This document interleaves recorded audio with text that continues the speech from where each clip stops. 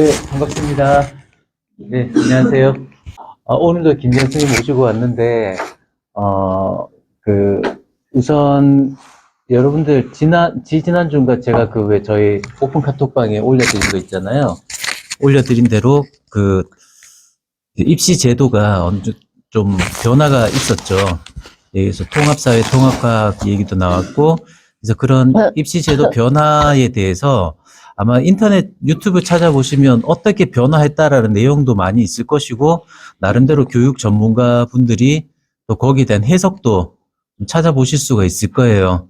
예. 근데 이제 그거 말고도 또 이제 김정 선생님이 오늘 거기에 대해서 좀 말씀해 주실 건데, 실제로 학생들을 지금 22년째 컨설팅을 하고 계시기 때문에 그분들과 또 다른 관점에서 여러분들이 실제로 필요로 하는 것들, 어떤 것들을 준비해야 될 것인지 그런 것들에 대해서 우선 좀 말씀을 해 주실 거고요. 그 이후에 기타 지난번처럼 여러분들이 궁금해 하셨던 거 거기에 대해서 질문 받고 답을 해드리고 그렇게 시간을 진행하도록 하겠습니다. 네. 네네, 안녕하세요. 네, 네. 항상 첫 시작이 좀 제일 힘들어요. 어떻게 시작을 해야 될지. 네. 뭐, 방금 얘기했듯이, 지금 발표 이후에 뭐, 유튜브도 그렇고, 모든 그 기사들도 많이 쏟아져 나왔을 거예요. 그래서 이제 아마 읽어보신 분들도 있고, 보신 분들도 있는데, 대체적으로 이제, 지금 초등 부모님들이 많으신 거죠. 지금, 물론 중학에서, 바로 이제 그 중학교 학생들에 맞춰가지고 이제 그 입시에 대한 그런 자세한 설명들이 굉장히 많았을 거예요. 그러면은 이제 어떻게 보면, 그렇게 뭐 등급이 어떻게 되고, 뭐 몇 퍼센트가 1등급, 2등급이 되고 아마 그런 얘기는 굉장히 많이 나오거든요. 그렇게 되고, 이제 뭐 고입이 조금 더 중요해지고, 뭐 그런 얘기가 나오는데, 실질적으로 그러면 이제 사실 부모님들이 궁금한 거는, 그러면 지금 우리 아이가 이제 초등 뭐 1학년, 2학년, 3학년 초등이다. 뭐 아니면 중학교 1학년, 2학년이다. 뭐 간혹 3학년이 있을 수도 있어요. 그렇게 되면 이제 이걸 공부를 뭐 사실 잘해야 되고 열심히 해야 되고 이거 신경 써야 되고 아니면 이게 조금 더 중요해졌다는 건 아는데 그 앞에 어떤 제도랑 지금 제도에서 제일 탁월하게 다른 게 뭔지 이제 그게 구체적인 게 좀 잘 안 그려질 것 같아요. 이런 게 중요하다, 이렇게 됐다, 이런 애들이 이런 게 가는 게 유리하다, 이런 얘기는 굉장히 많이 나오거든요.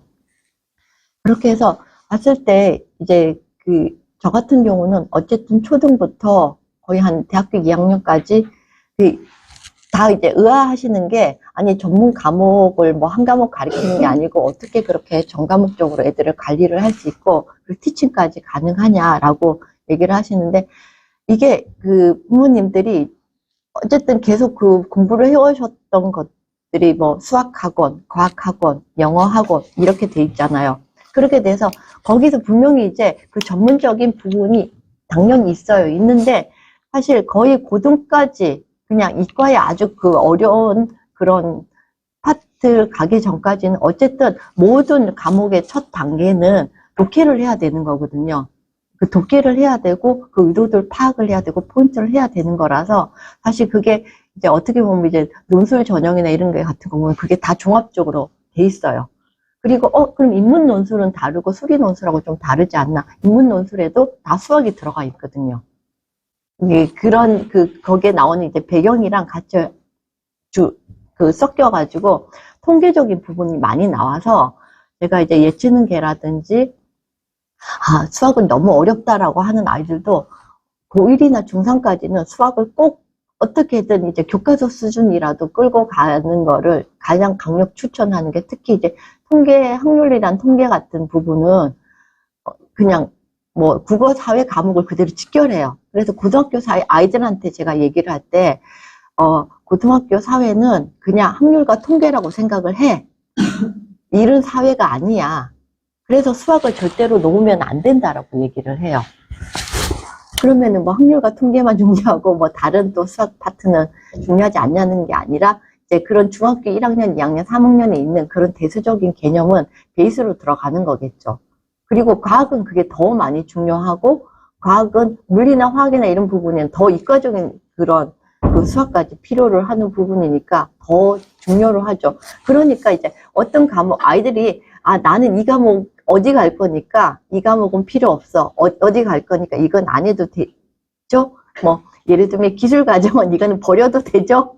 그러는데 그 기술 과정적인 배경 지식이 굉장히 도움이 되고, 이게 저 지구과학이나 뭐 한국 지리나 이런데 다 등장을 해. 생물에도 등장을 하고. 그냥 뭐 그 기술 과정에 공부를 하는데 시험 공부를 만약에 하면 한 다른 과목에 비해서 그냥 책만 몇 번만 더 읽어보고 하면 되는데 굳이 그거를 버릴 필요가 있냐. 그게 나중에 다 도움이 될 건데.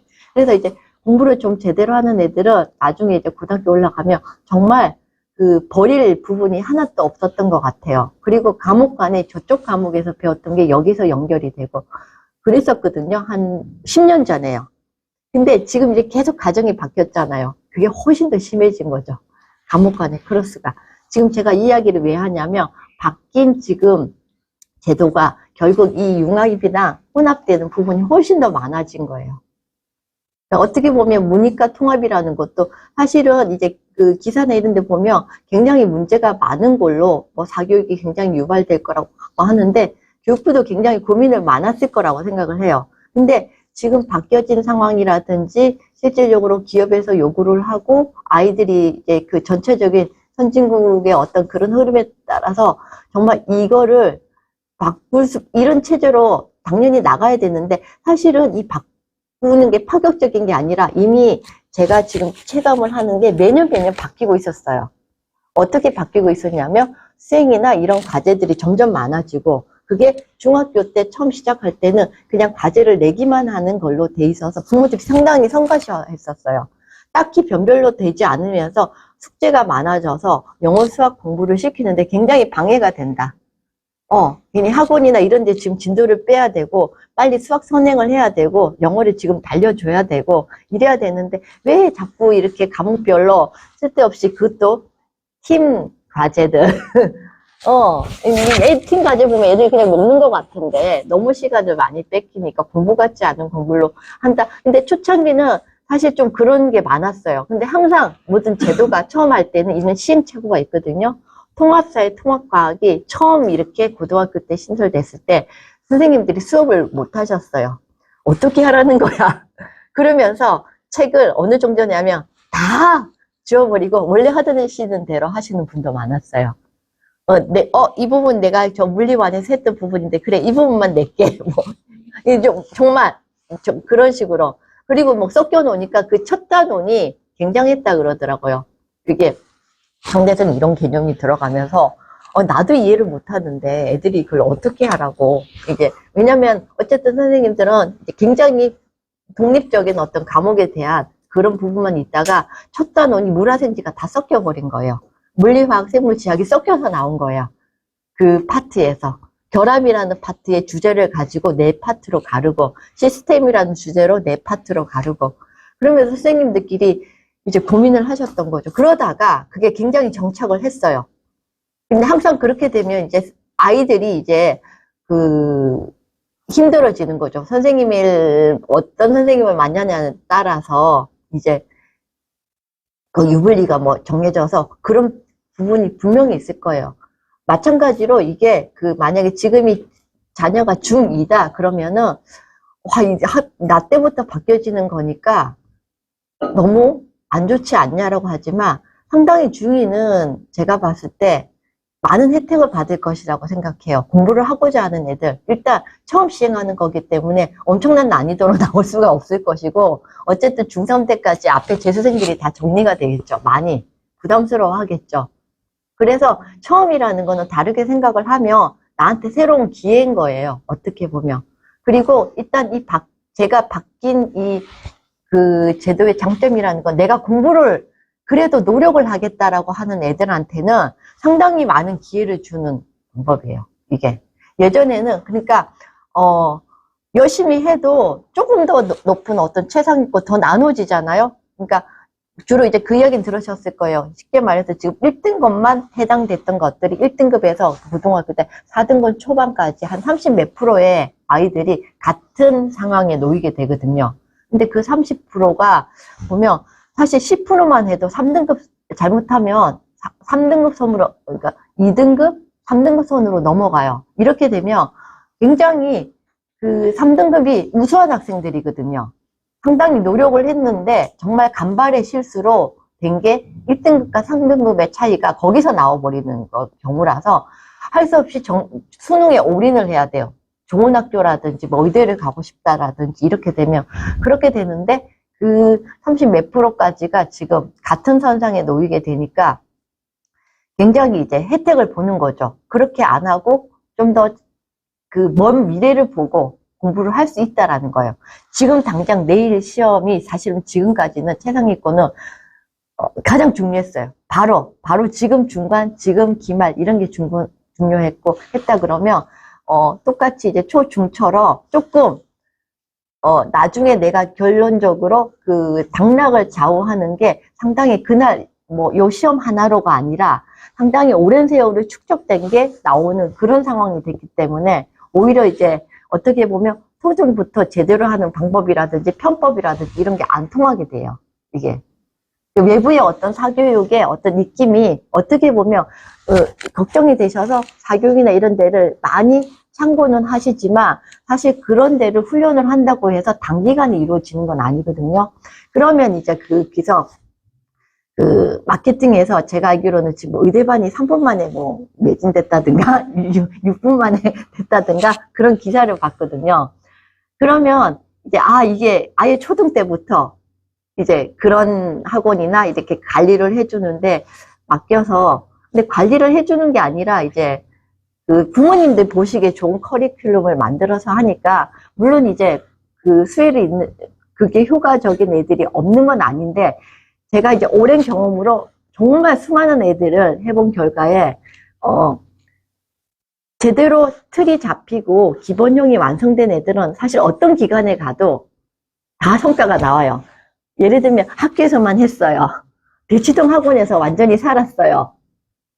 비슷한 결과가 나와요. 왜냐하면 그 틀이 형성이 돼 있기 때문에 그 차이가 크지가 않다는 거죠. 어떻게 보면 이게 얘네들은 근데 부모님들이 원하시는 거는 자 얘가 그런 데서 그런 것들이 만들어지기 바라는데 사실 이제 그런 부분에서 만들어지기가 전혀 없는 건 아닌데 굉장히 희박하다는 거죠. 제가 아이들 봤을 때.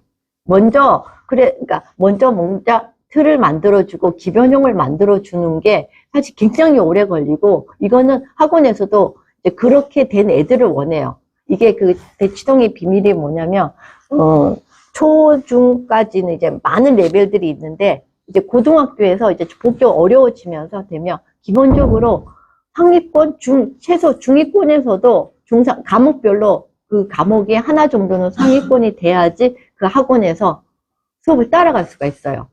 그러니까 처음부터 그 중상위권 이상의 애들이 올 수밖에 없는 구조예요. 그런데다가 이제 점점 더 올라갈수록 그게 좁혀지거든요. 그래서 수많은 성과가 낸 학원이나 이런 걸 보면은 예를 들면 지금 면접이라든지 그 대학교에 큰 효과가 낸 그 학원 같은 데 보면은 뭐 1차를 통과한 애들이 한해서 2차 그런 학원들이 몇 개 없을 거 아니에요. 준비반이. 그러면 전국에서 1차를 통과한 애들이 왔을 거 아니에요. 그러면 80%, 90% 아이들을 당연히 합격시킬 수 있는 거예요. 그런 의미의 학원 운영을 한다는 거죠, 이게.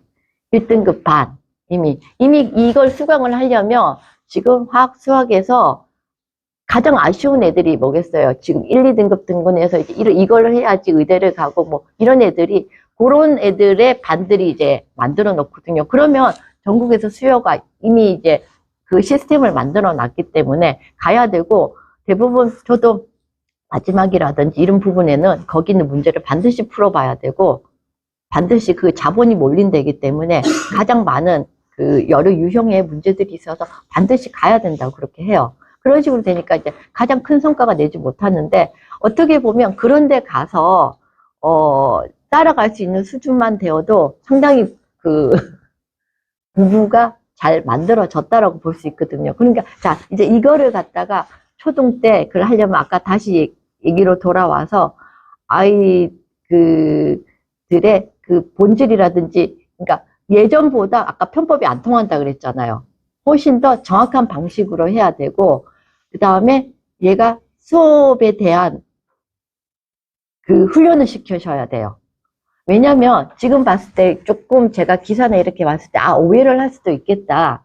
결국 수능이 조금 더 중요해졌다라는 식으로. 왜냐면 그냥 이렇게 그냥 그 수치상으로 보면 내신이 완화된 걸로 보이잖아요. 9등급에서 5등급 됐으니까.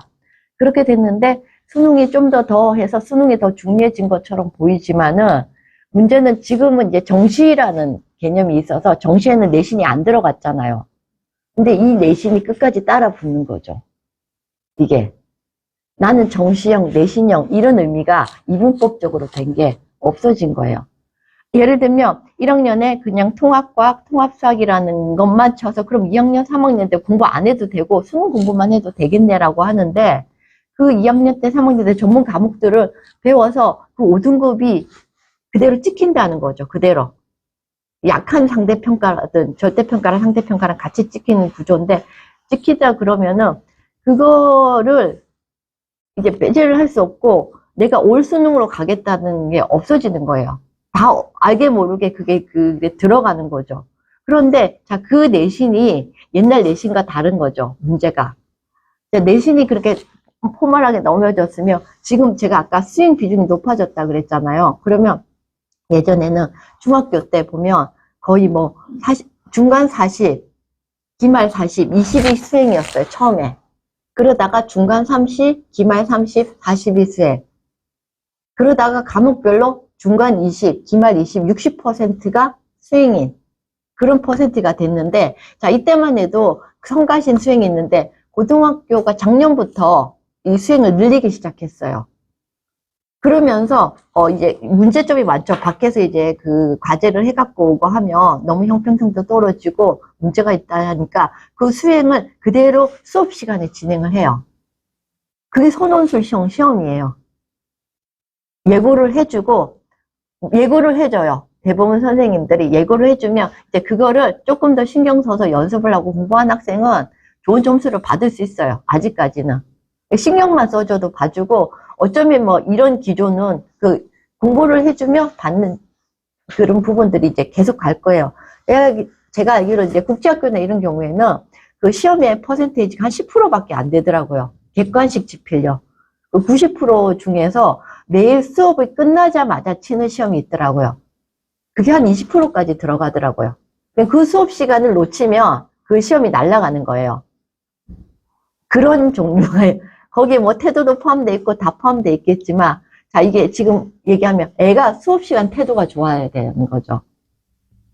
지금 딴 데서 뭔가 미리 새로운 거 배우고 미리 대비해서 공부하고 이런 과제 하느라고 어제 밤늦게까지 했다가 다음날 학교에 가서 꾸벅꾸벅 졸면은 그 시험 다 날아가는 거죠. 그 기록 저희가 이제 예전에 한번 그런 얘기 했을 거예요. 결국 공식적인 기록만 남는다고. 공식적인 기록이라는 게 학교의 기록이라는 거잖아요. 물론 그렇다고 너무 학교 것만 뭐 이게 초등부터 그렇게 하라는 게 아닌데 적어도 얘가 학교에서 이제 뭐 어느 부분에서 힘들어하고 하지만 수업 시간에 그 선생님이랑 아이 컨택을 하고 하는 그 태도만큼은 잘 형성이 돼 있어야 된다는 거죠. 물론 여기서 이제 수업이 약해서 정말 들을 게 없을 수도 있어요. 선생님 따라. 학교 시간이 아까운 부분도 확실히 있어요. 있는데 이게 어느 날 갑자기 그 태도가 바뀌어지지 않거든요. 수업에 대한 임하는 자세가. 선생님에 대한 자세가. 부모님인지 선생님들은 역시 대치동 뭐 하고 그런 강사들하고 못해. 이 선생님은 너무 수업을 못해. 선생님에 대한 조금 솔로 나쁜 그런 이미지가 있고 소문이 있어도 아이 앞에서는 상당히 조심할 필요가 있는 거예요. 왜냐하면 아이들의 흡수력이 너무 커요. 그대로 어디서 그냥 왜냐면 자기가 유리한 말은 그냥 할 때 기가 더 커지거든요. 선생님이 그러니까 본인이 지금 아이가 지금 가는 학원, 아이가 가는 하는 그 선생님들에 대한 이미지를 믿고 맡기는 그 시간을 얘가 가는 거잖아요. 그럼 우리 아이를 봐줄 선생님이 일단 이 시간은 내가 어떻게 할 수 없는 시간인데 그 선생님에 대한 이미지를 나쁘게 한다 그러면 물론 얘 진짜 문제가 있는 선생님의 경우는 또 상황이 다르지만 일반적인 선생님 경우 어쨌든 그렇게 다르게 한다면 아이가 거기에 대한 선입견이 나보다 더 몇 배로 강하게 가요. 아이들은. 그런 소리를 들으면 뭐 거기는 뭐, 예를 들면 이제 결국 마음에 안 들면 자르면 그만이야. 쫓아내면 그만이야. 이게 이제 아이들도 그대로 그냥 본의 아니게 들어가는데, 자, 이게 수업 태도뿐만 아니라 시험 시간 태도에도 연결이 돼요. 아이들이, 내가 수업은 대충 들어도 시험 칠 때 정신 차리고 굉장히 집중을 하면 되잖아요. 라고 하는데, 그게 쉽게 되지 않아요. 그래서 시험 칠 때 혹시 그런 기회가 있으시면 뒤에 있으실 거 아니에요. 이제 앞에나 이렇게 시험 참관을 하실 때, 그때 많이 가보신 학부모님들은 알아요. 누가 좋은 점수를 받을지. 앉아있는 자세만 봐도 나와요. 등만 봐도. 50분이나 40분이나 그거를 굉장히 보면서 어떤 태도로 하느냐에 따라 그것만 봐도 점수가 쭉, 쟤는 50점, 쟤는 90점, 됐죠? 바로 나온다 그러거든요. 그리고 가끔씩 이제 시험에 강한 애들의 특성이 그 시험 때 집중을 굉장히 잘해요. 수업 때보다. 근데 그거는 뭐냐면, 그냥 예를 들면 애가 이제 그런 애들하고 해서 몸이 피곤하면 수업 시간에 잘 수도 있고 있는데 애들의 특징이 있어요. 놀 때랑 쉬는 때가 정확하게 구별이 돼요. 10분을 하더라도, 20분을 하더라도. 그래서 이제 제가 아이들한테 시험 종일 공부하고 쉬는 시간 없이 공부하는 게 제일 안 좋다. 쉬는 시간이 필요 없다는 거는 계속 공부가 힘들지 않다라는 거니까, 이 공부가 힘들지 않게 한다는 건 뭐예요? 집중을 안 하고 그냥 놀면서 한다는 거예요, 이게. 그게 공부할 때는 그렇지만 어쨌든 시험은 온전하게 그 집중을 해야 되는데 5분, 10분 딱 지나고 나면 그게 흔들려요. 그리고 1번, 2번 앞에서 많이 틀리거든요. 아이들이 점수가 안 나오는 애들.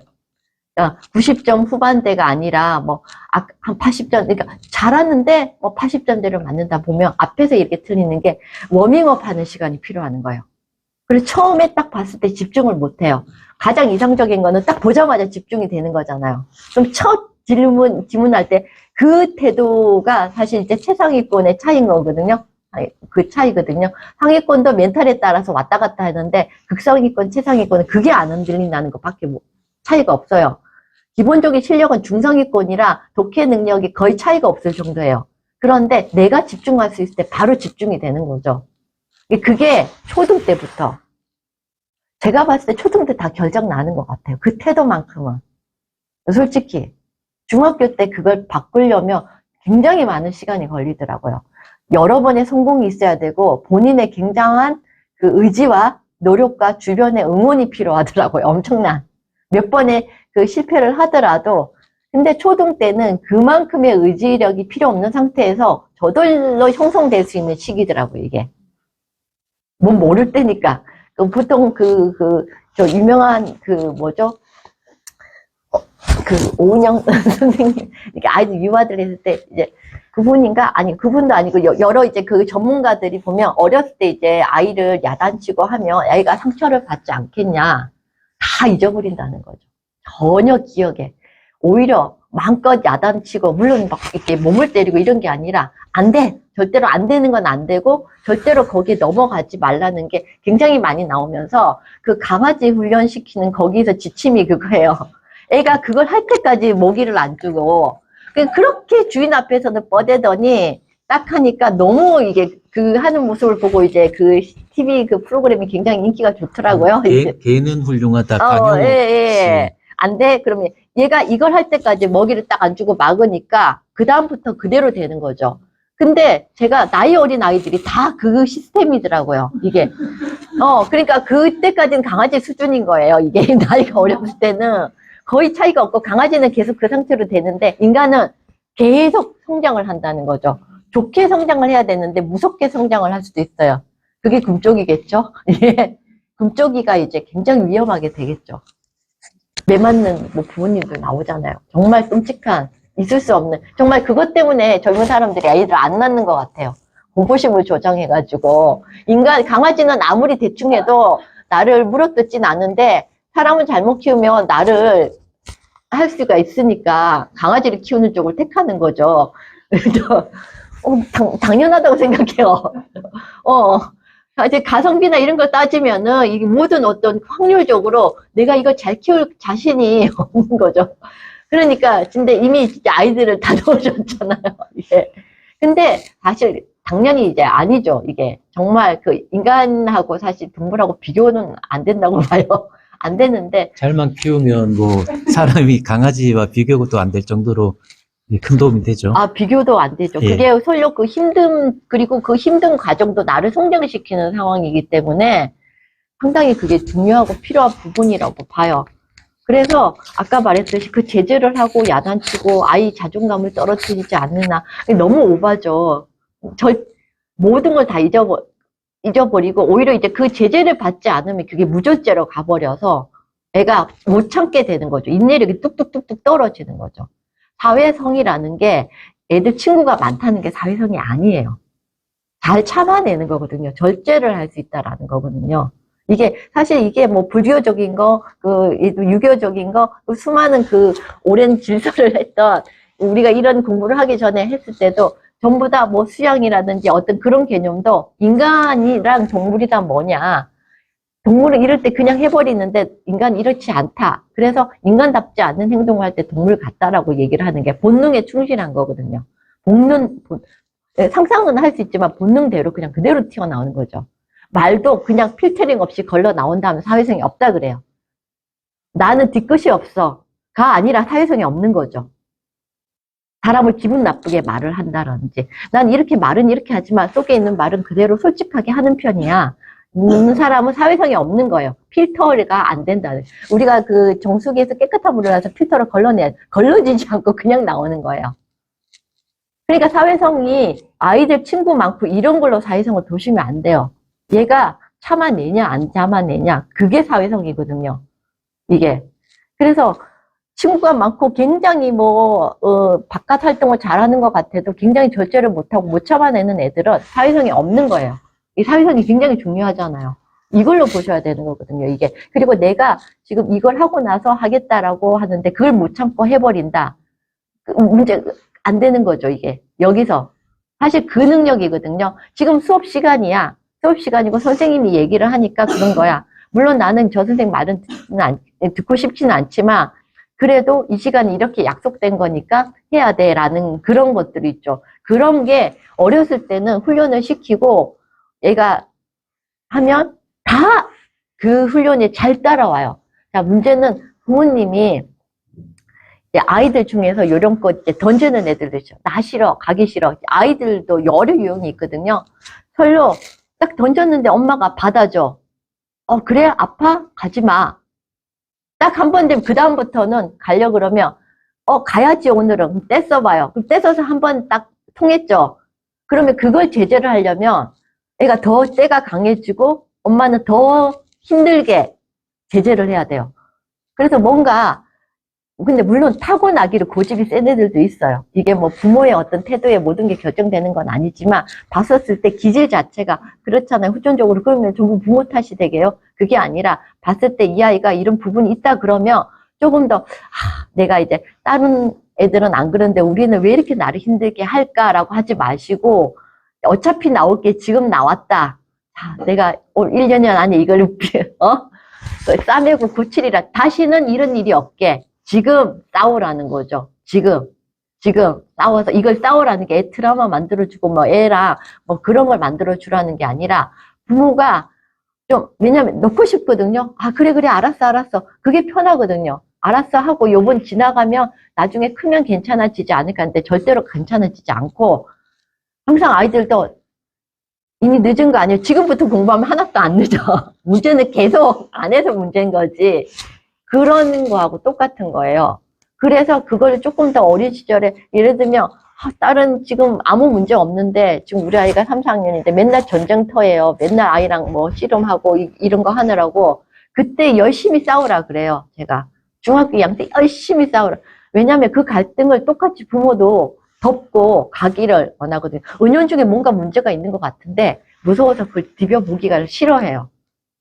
근데 사실 그걸 다 100% 해결은 안 되지만 그래도 열심히 싸웠던 부모님들은 결과치가 나와요. 아이들이 어느 날 부모 말을 들어서 이렇게 좀 됐다라고는 얘기는 안 했지만 다른 데서 어디서 얘기를 들어요. 그러면서 마치 내가 했던 말을 똑같이 듣고 와서 새로운 세상을 봤다는 둥 이러면 안 돼가지고 예전에 내가 다 했던 말이잖아. 언제? 근데 걔가 내가 그렇게 깔아놨기 때문에 다른 데서 좋은 선생님을 만나서 혹은 좋은 책을 만나서 다른 데서 그게 들어와요. 내가 깔아놓지 않으면 절대로 그거에 안 들어요. 내가 그렇게 얘기한 게 헛된 게 아니라 깔아놓지 않으면 이렇게 싸운 게 하나도 안 바뀌는 것 같아도 알게 모르게 애가 그 새겨들어요. 근데 단지 이제 그거를 아까 방법적으로 이제 더 부채질하는 그런 방식으로는 하면 안 된다라는 거거든요.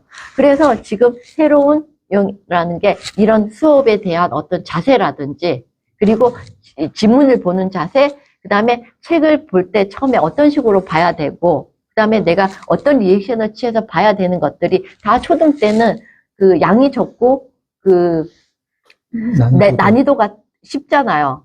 이럴 때 그걸 만들어 두면 되는 거예요. 그러려면 나오는 점수라든지 얘가 그 어떤 과정이라든지 자세를 항상 이제 그 응원을 해줘야 되는 거죠.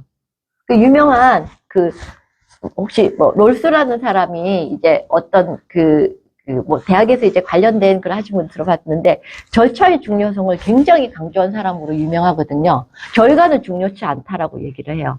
절차가 확실하면 공평하다, 공정하다라고 하거든요. 그 절차상이 단계가 많죠. 나 단계에서 공정하면 결과는 안 봐도 된다. 무슨 말인지 알겠죠? 안 나올 수가 없다라는 거예요.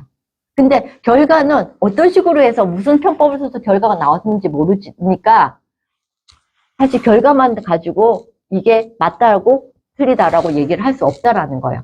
굉장히 절차상에 그걸 중요하거든요. 정말 절차대로 제대로 했으면 설령 안 나오더라도 마지막 단계 어떤 그런 부분이니까 예를 들면 그거는 내 탓이 아닌 거죠. 이제 어떤 뭐 문제 난이도라든지 어떤 그때에서 굉장히 사소한 건 거죠. 어떻게 보면 상황에 기다리다 보면 내가 점수를 낼 수 있는 게 금방 나와요. 어떻게 보면 그 절차상을 굉장히 기다려주면은 그리고 그 절차상을 기다려준다는 게 공부의 핵심 방법이에요. 모든 공부의 핵심에서 그 과정의 절차상으로 지키는 자체를 그리고 지금 제가 얘기하는 게 많이 반영된다는 게 바뀐 내신이고 바뀐 수능이에요. 내신에서 아까 그 수행에 들어간다는 거는 일단 수업 시간에 집중해야 되고 수업 시간에 나오는 그 과제를 잘 수행해야 되고 그게 50% 이상 그 부분이고 그게 끝까지 발목을 잡고 끝까지 가는 거예요. 끝까지 이게. 그러면 중학교 때는 안 들어간다. 중학교 때 태도 형성이냐. 이게 중학교 때 그런 식으로 됐는데 고등학교 때 갑자기 열심히 하는 애가 나올까? 열심히 하는 애 나와요. 열심히 할 수도 있어요. 하는데 예전에는 인생 한 방이 됐잖아요. 3학년 때 이게 조금 힘들어진 거죠. 더 힘들어진 거예요. 그리고 아까 말했듯이 공부를 하고자 하는 애들한테는 계속 길이 많아요. 이게. 근데 요행이나 한번 하고 내가 좀 놀지 이런 애들은 이제 길이 없어진 거예요. 묻어가지 이게 길이 없어진 거예요. 왜냐하면 노력을 해서 올라갈 수 있는 노력을 하면 1%, 2%, 3%는 어려워도 10%, 15%, 30%는 가능한데 자 문제는 학교 문제인데 내가 30% 안에 들 수 있는 학교들이 뭐 특목고도 있고 여러 가지가 있잖아요. 나는 근데 그게 사실 중학교로 봐서는 모르잖아요. 얘가. 그럼 일단 뭐겠어요? 좋은 학교에 보내서 그 30%에 드는 게 이제 특목고에서 뭔가 상위권 애들의 그 혜택이 많아진 거죠. 그러면 이제 특목고에 대한 그게 조금 더 높아진 거예요. 그러면 이제 100% 특목고만 가야 되겠다. 일단 지금은 초등이니까 제 생각에는 저는 그냥 좋은 학교를 목표로 하시는 게 맞다고 봐요. 초등이니까 무조건. 그런데 그때 가서 아이 상황이라든지 아이 진로라든지 이런 걸 봤을 때 그럼 예전에 무조건 특목고가 다 유리하냐? 기사 나오지 않지만 그 뒤에 있는 등급들은 예전보다 더 안 좋을 수도 있어요. 예를 들면 가고 6등급, 가고 7등급 뭐 그러니까 초창기에는 연고대를 다 갔어. 초창기요. 꼴등도 갔어요. 그런 시절에서 일단 저 7, 8등급 애들은 아무래도 안 돼. 한 6등, 마지노선이 6등급이야, 5등급이야. 이랬던 시절이 이제 최근 여기거든요. 그래도 뭐 좋은 학교가 아니야, 뭐.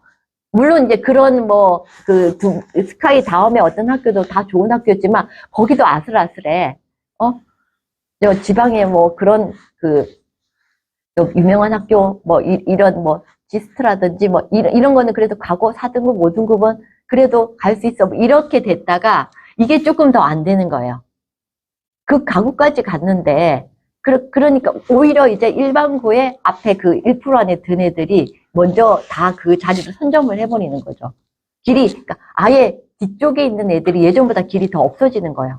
그래서 그쪽 학교로 가서 우리는 거의 바닥을 할 수도 있어. 무리하게 들어가기는 들어가는데, 그런 판단이 이제 아마 중3쯤 되면 이제 그게 중이나 이렇게 나올 거잖아요. 그때는 이제 고민을 해볼 필요가 있는 거죠. 그러니까 약간 상황이 다른 거예요. 어느 정도 30%, 35% 되면 무조건 가는 게 좋다고 봐요. 무조건. 그러니까 지금 초등이니까 목표를 좋은 학교로 해야죠. 분위기라는 게 무시를 못 하니까요. 이게 여러 가지로. 그리고 꼭 특목고 아니더라도 이제 여러 가지 그런 여파가 있을 거예요. 그리고 노력을 한다 그러면 노력을 해도 안 되는 경우 노력을 해서 아깝게 몇 년 재수를 해야 되고 이런 일이 없어지는 거죠. 노력을 하면 어쨌든 재학년에 다 가게 돼요. 이게 재학년에. 왜냐면 아마 시스템이 그런 재수생이란 이런 게 양성을 하지 않으려고 이렇게 하는 거거든요. 보면. 어쨌든. 그리고 대학에서 이동도 훨씬 더 예전보다 많아지고. 예. 내가 이제 그 1학년에 가서 2학년은 더 높은 학교에서 가는 게 해외 미국처럼 그렇게 그게 당연히 될 거예요. 1학년은 저기 뭐 동네 좀 집 앞에 있는 학교에서 갔다가 2학년 때는 주립을 갔다가 거기서 잘해서 3학년 때는 아이비 가고 아니면 뭐 아이비에 근접하는 학교로 가고 그다음에 뭐 대학원을 아이비 쪽으로 가고 이걸 가장 이상적으로 보더라고요. 처음부터 아이비 가는 거를 굉장히 이상하게 굉장히 가문인가? 뭐 그쪽 동문인가? 집안이? 뭐 이렇게 보지 너무 이제 그 가성비가 떨어진다는 거죠. 등록금도 너무 비싸고 거의 계속 장학금으로 하다가 마지막 장학금을 받고 내 실력으로 아이비를 가는 거죠. 그리고 그렇게 간 애들이 취업이라든지 모든 부분에서 봐요. 부모님들이 모르시게 부모님들이 혼혈대 갔다. 그럼 아이비 갔다. 근데 어떻게 갔냐? 장학금 받고 갔냐? 4분의 3 장학금을 받았냐? 4분의 반 장학금을 받았냐? 4분의 1을 받았냐? 내 돈 내고 갔냐? 거기서부터 벌써 갈라져요, 이게. 그리고 거기서 또 가서 그 학점이라든지 이런 거에서 달라져서 그게 그대로 스펙인 거죠, 이게. 들어갔다라고. 그리고 들어갔는데 6년 만에 졸업했어. 7년 만에 졸업했어. 아무 소용, 우리나라도 이제 그렇게 된다는 거죠. 근데 어디 갔다, 가면 끝났어. 제가 얘기했죠. 내 갔으니까 나 이제부터 놀아야지. 이게 아니라 평생 공부해야 된다고요. 평생 거기서 어차피 그럴 거라고요. 그냥 여기까지 하고 내 자격 땄으니까 이제부터 그냥 망팡 놀고 이걸로 그냥, 철가방 해야지라는 그게 없어지는 거라고요. 그게. 그래서 그러려면 어때요? 이게 평생 지금 게 그대로 가는 거예요. 야, 네가 피고 옛날엔 그랬어요. 가고까지만 가. 그러면 그대로 가고에서 뭐 밑에서 헤매더라도 그대로 서울대 가고 그랬던 시절이 있었어요.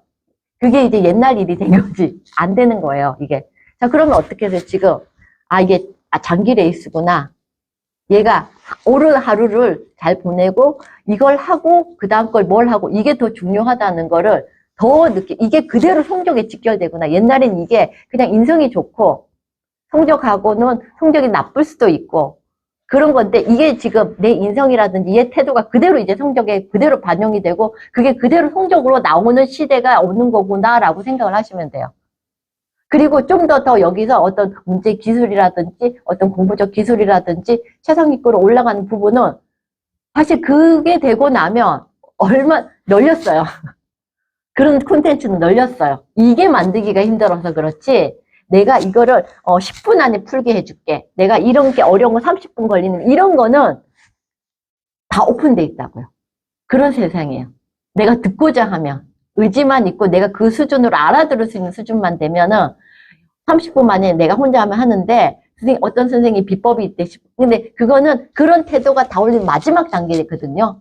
옛날에는 이런 문제 하나 풀고 그다음 그 학교를 가고 그 학교를 빨로 평생을 살 수도 있는 시대도 있었는데 이게 완전히 없단 말이에요.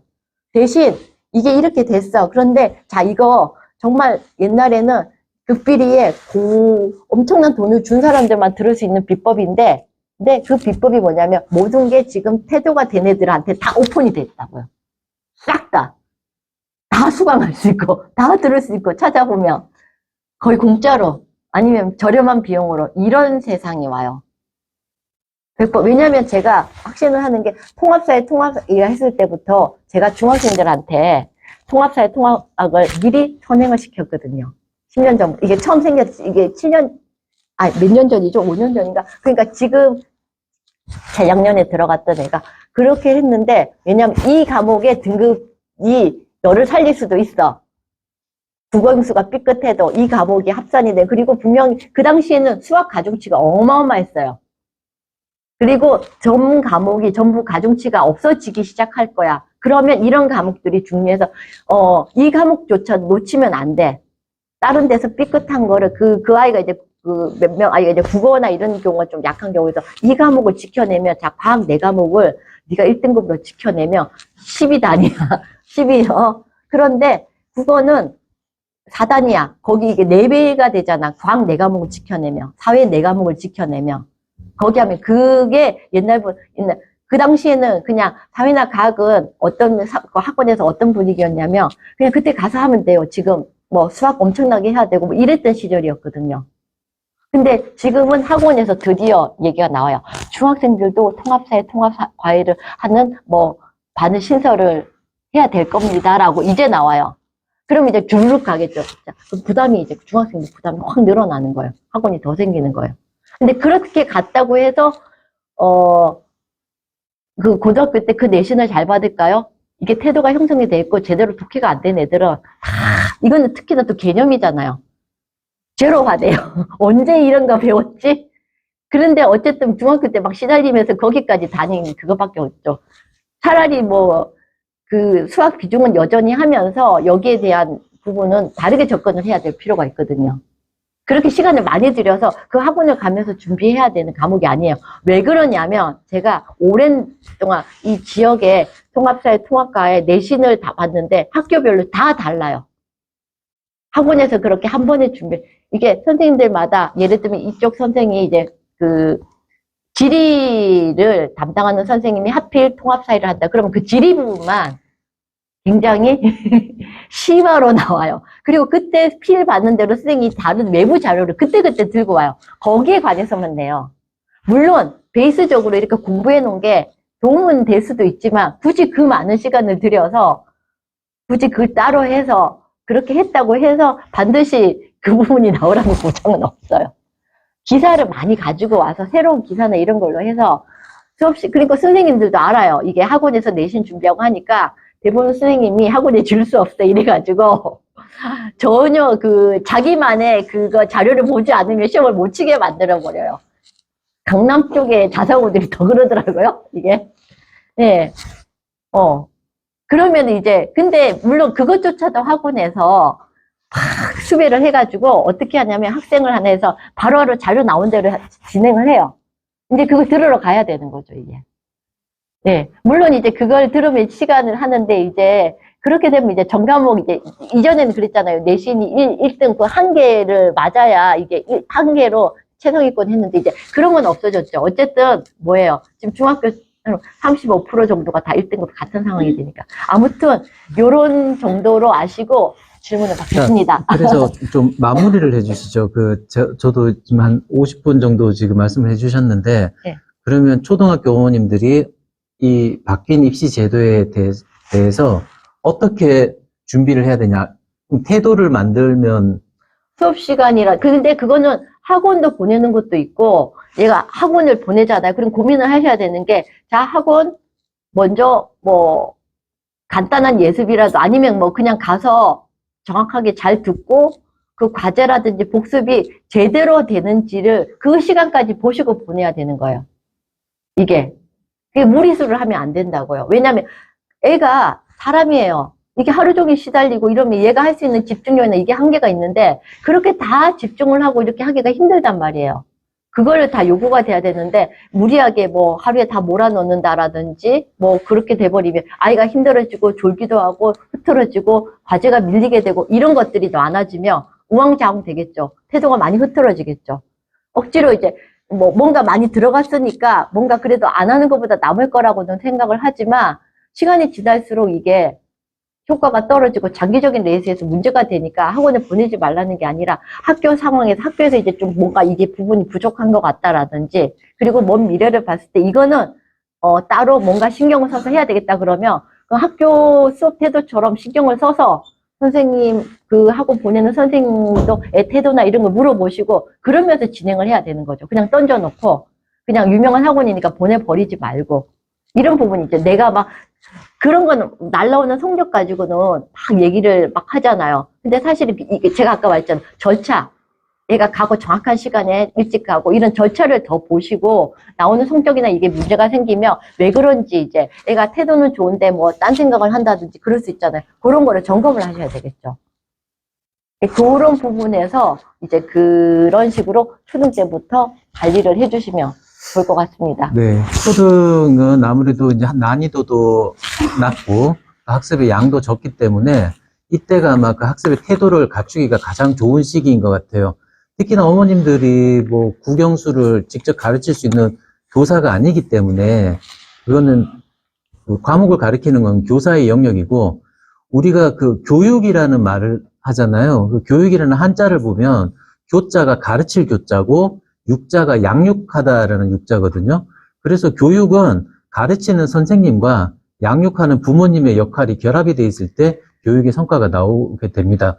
그래서 부모님들이 해야 되는 역할은 이제 양육하는 건데 과거라면은 그냥 몸만 키워주는 양육이라는 걸 그냥 밥 먹여주고 하는 어떤 생물학적인 그런 것들만 이야기하는 것이 아니라 그 가르침을 따라갈 수 있는 바탕을 만들어주는 게 양육이라는 생각이 들어요. 그래서 영어로도 이제 education이라고 하면 그 education의 첫자 E가 그 접두사죠. 바깥으로 끌어내다고 education이 그 뭐였지? 하여튼 바깥으로 이끌어내다라는 뜻을 가지고 있거든요. 에듀케이션이. 그래서 그 이끌어내기 위해서는 선생님의 가르침도 필요하지만 부모님이 그 바탕을 만들어 주셔야 되고 그 바탕이 이제 중학교부터는 과목도 나뉘게 되고 전문적인 부분으로 들어가기 때문에 그때가 되면은 더 그 스스로 공부할 수 있는 그런 바탕을 만들어 주는데 더 힘이 들어가니까 초등학교 때부터 과정을 중시하는 훈련, 그거를 해주시면 되겠습니다. 그래서 결과가 너 뭐 공부하는 과정을 보지는 않고 결과만 100점 받아왔다고 막 박수치고 하기보다는 우리 왜 애들도 시험 치고 나서 틀린 거 있으면 오답 분석하잖아요. 그것처럼 마찬가지로 부모님들도 애가 성적이 나오거나 어떤 결과물이 나오면 거기에 대해서 오답 분석을 한번 해봤으면 좋겠어요. 도대체 애가 왜 이렇게 성적이 나쁜지 또는 성적은 좋은데 왜 평소 행동은 이렇게 안 좋은지 이런 것들을 좀 오답 분석을 해보셔야 중학교, 고등학교 또 평생 이어가야 될 공부의 그 바탕을 만들 수가 있을 것 같습니다. 이렇게 한번 정리를 하고요. 이제 그 질문들이 있으면 네네. 잠깐만요. 제가 이거 녹화를 하고 있는데 마이크를 드리겠습니다. 안 그러면 소리가 잘 안 들어가더라고요. 네, 저 초2 키우고 있는데요. 네. 애가 어렸을 때부터 영어 거부가 너무 심했어요. 영어 네. 영어 거부가 너무 심해가지고 7세 때부터 이제 ABCD부터 조금씩 배우기 시작을 했는데 네. 지금 듣기가 너무 안 돼요. 좀 읽는 거는 영어 공부를 많이 했다는 거예요? 아니요. 영어 공부를 거의 안 하다가 그래요? 1학년 때부터 조금씩 이제 하기 시작했는데 아예 영어로 된 거는 만화도 뭐고 아무것도 안 보려고 그래서 남자아이인가요? 여자아이예요. 예. 근데 이제 그래서 이제 그 리더스북 예. 거는 이제 제가 이제 같이 하면서 이제 좀 읽긴 하거든요. 근데 듣기가 전혀 안 되는 거예요. 예. 그러니까 발음을 전혀 이상하게 듣더라고요. 듣고 말을 똑같이 따라하는데 전혀 이상한 발음으로 말을 하고 자기는 자꾸 그렇게 들린다고 우기고 막 이런 게 너무 반복이 돼서 영어 만화를 보여주려고 해도 안 본다 그러고 그래서 이거를 좀 듣기를 어떻게 좀 교육을 시켜야 다른 하나. 뭐 리딩이나 이런 거는 괜찮은 거예요? 그냥 이렇게 그 활자화된 거는? 활자화된 거는 그래도 조금씩은 읽어요. 그러니까 뭐 두세 줄 정도짜리 좀 거부하거나 그러지는 않고요. 에? 거부하진 않고요. 네. 근데 듣는 것만 좀 들을 때 근데 자꾸 발음을 나는 이렇게 들리게 이렇게 걔가 하는 말이랑 이 세이펜이 말해주는 단어 억양이랑 너무 다르니까 이거 다시 다 들어봐 하고 지꺼를 자꾸 들려줘도 아니야 나는 이렇게 들려. 난 이렇게 들리니까 이렇게 말할 거야. 약간 이런 식이라서 이거를 지금 어떻게 좀 해줘야 네. 되는지. 보니까 그 자기 발음에 대해서 이제 뭐 이렇게 뭐 부모님도 그렇고 이제 안 좋은 얘기를 듣는 거잖아요. 문제가 있다고. 그러니까 이제 고만할 때 뭐 다 그 정도 고집이 있어요. 그러면서 아까 그거를 이제 자기의 어떤 조심을 지켜내기 위해서 나는 이렇게 들리는 대로 할 거야. 내 말이 법이야. 라는 거랑 거기에서만 이제 그게 나오는 거거든요. 왜냐면 그게 힘드니까. 보통 아이들이 자기 힘든 부분에서 방어 기제가 나오고 힘든 부분에서 그게 심하게 나올 때 그게 사춘기라고 하거든요. 근데 어쨌든 그 얘가 그 처음에 뭐 듣기를 하고 이랬을 때 조금 발음을 했는데 발음상으로 뭔가 잘 정확하게 이게 안 되는 거죠, 이게. 제 생각에 너무 이거를 듣기를 강요를 안 했으면 좋겠어요. 왜냐면, 사실은 뭐, 어떻게 보면 영어를 이제 늦게 시작한 애들 중에서도 잘하는 애들도 있고, 하고, 그리고 동양인이라든지 뭐, 다른 외국인이잖아요. 그럼 사실은 발음이나 이런 거는 어쨌든 문제점을 모국인처럼 멋있게 할 수가 없거든요. 대부분. 그래서 이제 모국어의 발음이 좋은 게 굉장히 이제 선망의 대상인 거죠. 그렇기는 한데 지금은 또 어떠냐면 세계가 뭐 예를 들면 뭐 인도 영어라든지 호주 영어라든지 오히려 그런 걸 따로 배운대요, 미국인들이. 그 인도 사람들한테 그 뭘 받아야 되니까. 그래서 그 나라 억양이 들어간 영어를 당연하게 받아들이거든요. 물론 이제 정확한 영어를 해야 되겠지만 그런데 어쨌든 영어 학습을 해야 될 필요가 있는데 굳이 이제 물론 들어서 이렇게 이해가 되는 폭도 있지만 잘 생각해 보시면 이제 옛날처럼 저희 세대는 뭐 말하고 듣는 것보다 거의 읽기 위주의 리딩 위주의 공부였잖아요. 그래서 조금 자꾸 지금 상처를 건드리지 말고 그러면 이제 네가 지금 리딩이나 이런 건 아주 잘하니까 그냥 듣기만 하라고 했으면 좋겠어요. 자꾸 얘기를 해보라고 확인을 안 했으면 좋겠어요. 입을 다물어라. 왜냐면 내가 지금 목소리가 나는 내 소리가 거슬리고 내 소리가 싫은데 자꾸 하라니까 더 어눌하게 나오고 그러니까 지적질 나오고 그러니까 화가 나서 난 이렇게 들리는데 어떡하라고. 애들이 어떤 식으로 얘기를 하냐면 이걸 자기 물건 잊어버렸어요. 내가 잊어버린 게 아니야. 얘가 그냥 어디로 간 거야. 그리고 어떤 친구가 가져가가지고 뭐 빌려준다. 그러니까 어쨌든 그 소유권은 자기 책임이잖아요. 이 물건에 대해서는 어떤 상황이든지 내게 없어지면 내 문제가 된다는 게 아니라고. 얘가 없어진 거라니까. 그리고 부모님들이 기막혀 하죠. 그 정도의 사고를 갖고 있어요. 너무 당연한 거예요. 예. 물건이 알아서 갔다니까. 그래서 혹시 예전에 무슨 기사에 우리의 손이 저 뺨에 뭐죠? 뺨에 대었어요? 뺨에 맞았어요? 뭐 그런 식의 말이 가능한 거예요. 이게 자기 중심적으로 생각을 하면. 그렇기 때문에 이 듣기를 당분간 강조를 절대로 안 하고, 특히 듣는 거가 아니, 듣는 거는 충분히 들어. 왜냐면 이게 그 말 늦게 하는 애 중에서 제가 말 못할까봐 걱정하는 애 중에서도 굉장한 정확한 발음으로 뭐 5살, 6살 때 말문이 트인 애들이 많아요. 그런 애들이 그 세월 동안 열심히 듣기만 듣는 거죠. 그래서 분명히 말은 알아듣는데 말을 안 해서 막 기관에 데리고 가시고 그런 분들도 있거든요. 오랜 세월 동안 들어요. 굉장히 신중한 애들이에요. 자기가 한 말이 이상한 게 좀 느껴져서 입을 다무는 거예요. 그래서 완전한 문장이 될 때까지 말을 못 하는 거예요. 그런데 막 어버버 말도 안 되는 소리를 하는데 아주 일찍부터 옹알이를 하면서 뭐 이 말이든 뭐든 뭐 문법이 안 맞든 마구잡이로 하는 그 성격의 문제거든요. 그걸 똑같이 생각을 하셔서 충분히 듣고 그 결과를 검토를 안 하시고 대신에 그 리딩은 얘가 그렇게 한다고 하니까 그걸 해주시고 나중에 이제 영어에 대한 어떤 이런 의미를 그 영미권이라든지 그런 문화 있죠. 그 문화를 공부할 수 있는 나이가 좀 있으면 생겨요. 그리고 그 관련된 책들이 많거든요. 영어에서는 사람들이 이런 걸 좋아한대. 우리 동양이랑 이게 다르대. 서양은 이렇대. 그게 결국 그 영어에 진짜 언어를 하려면 사실 그 서양 문화의 그 베이스를 사상을 다 알아야 돼요. 나중에 진짜 그 단계가 올라가면 그래야 문제를 맞춰요. 수능에서 애들이 해석을 다 하는데 답을 틀리는 게 그 말에 그 뉘앙스라든지 문화적 의미를 몰라서 틀리는 게 세상의권 애들이 들고 오는 질문하는 건 영어를 질문하지 않아요. 다 그 국어적인 의미를 이해를 못해서지 질문할 게 없어요. 왜냐면 단어 찾아보면 되고 해석하면 되잖아요. 근데 대부분 문제는 해석이 돼도 이해가 못 되는 거고 해석을 했는데도 문법적으로 이게 해석이 안 되는 그 문법에서 난이도가 생기는 거거든요. 결국 그것밖에 안 남아요. 그렇기 때문에 애가 저는 읽기도 잘하고 이런 거는 잘한다는 건 칭찬을 하고 열심히 일정 시간을 매일 듣게 해주는 거는 꾸준히 하되 절대로 당분간 얘 보고 얘기해보라 따라해보라 하지 마세요. 많이 들으면 발음은 고쳐져요.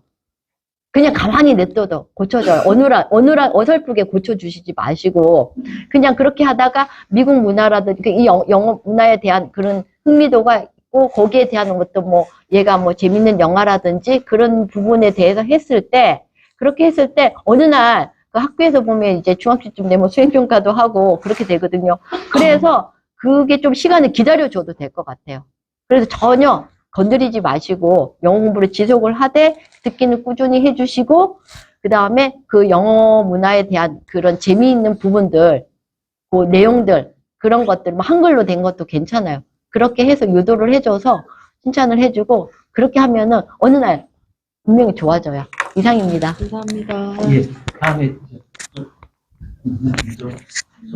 먼저 손들어 주신 분한테 저는 중학교 2학년 아이가 예, 있는데요. 네. 이게 고교 학점제도 그때부터 시행이 된다 하고 이번에 수능도 바뀌고 해가지고 네. 이게 처음 시행되는 거다 보니까 이게 어떻게 준비해야 될지 엄마도 잘 모르고 아이들도 좀 막막하고 한데 고교 학점제랑 수능이랑 연관해가지고 이게 뭐 준비하거나 특별히 유리하게 공부할 수 있는 과목 같은 게 있는 건지. 네. 제가 그랬잖아요. 중2는 지금 굉장히 유리한 상황이라고. 어쨌든 앞에 애들이 어떻게든 다 들어가려고 그러고, 중3 때부터는, 자기가 고1 때 등한시했던 그 과목이 바로 수능 과목이 돼버려요. 그러니까 1년 만에 똑같이 공부를 해야 되는 거죠, 이게. 그리고 안 했던 과목까지 해야 되고, 중3 바로 앞에 학년이 그런 식으로 되니까, 재수생들이 많이 줄어들겠죠. 그러면 재학생들이 기회가 훨씬 더 많아지는 거거든요. 그런 상황이기 때문에, 더 나빠진 게 아니고 더 좋아진 거라고 보시면 돼요. 그리고 그렇게 아주 어렵게 나오지 않기 때문에 정말 노력을 하고 열심히 준비만 하면 상당히 생각보다 내가 기대했던 이상으로의 나올 수 있는 게 바로 중2예요. 일단 그런 상황이니까 좀 더 준비해야 될 과목은 사실 크게 차이가 없어요. 크게 차이가 없는데 아까 말했듯이 자 중학교 2학년, 3학년 공부가 열심히 중간 기말 하잖아요. 그러면 여기서 지금 중학교 2학년 때 보면 역사가 세계사를 배우고 2학년 때는 한국사를 배워요. 그리고 사회완을 이미 중학교 1학년 때 했을 거예요.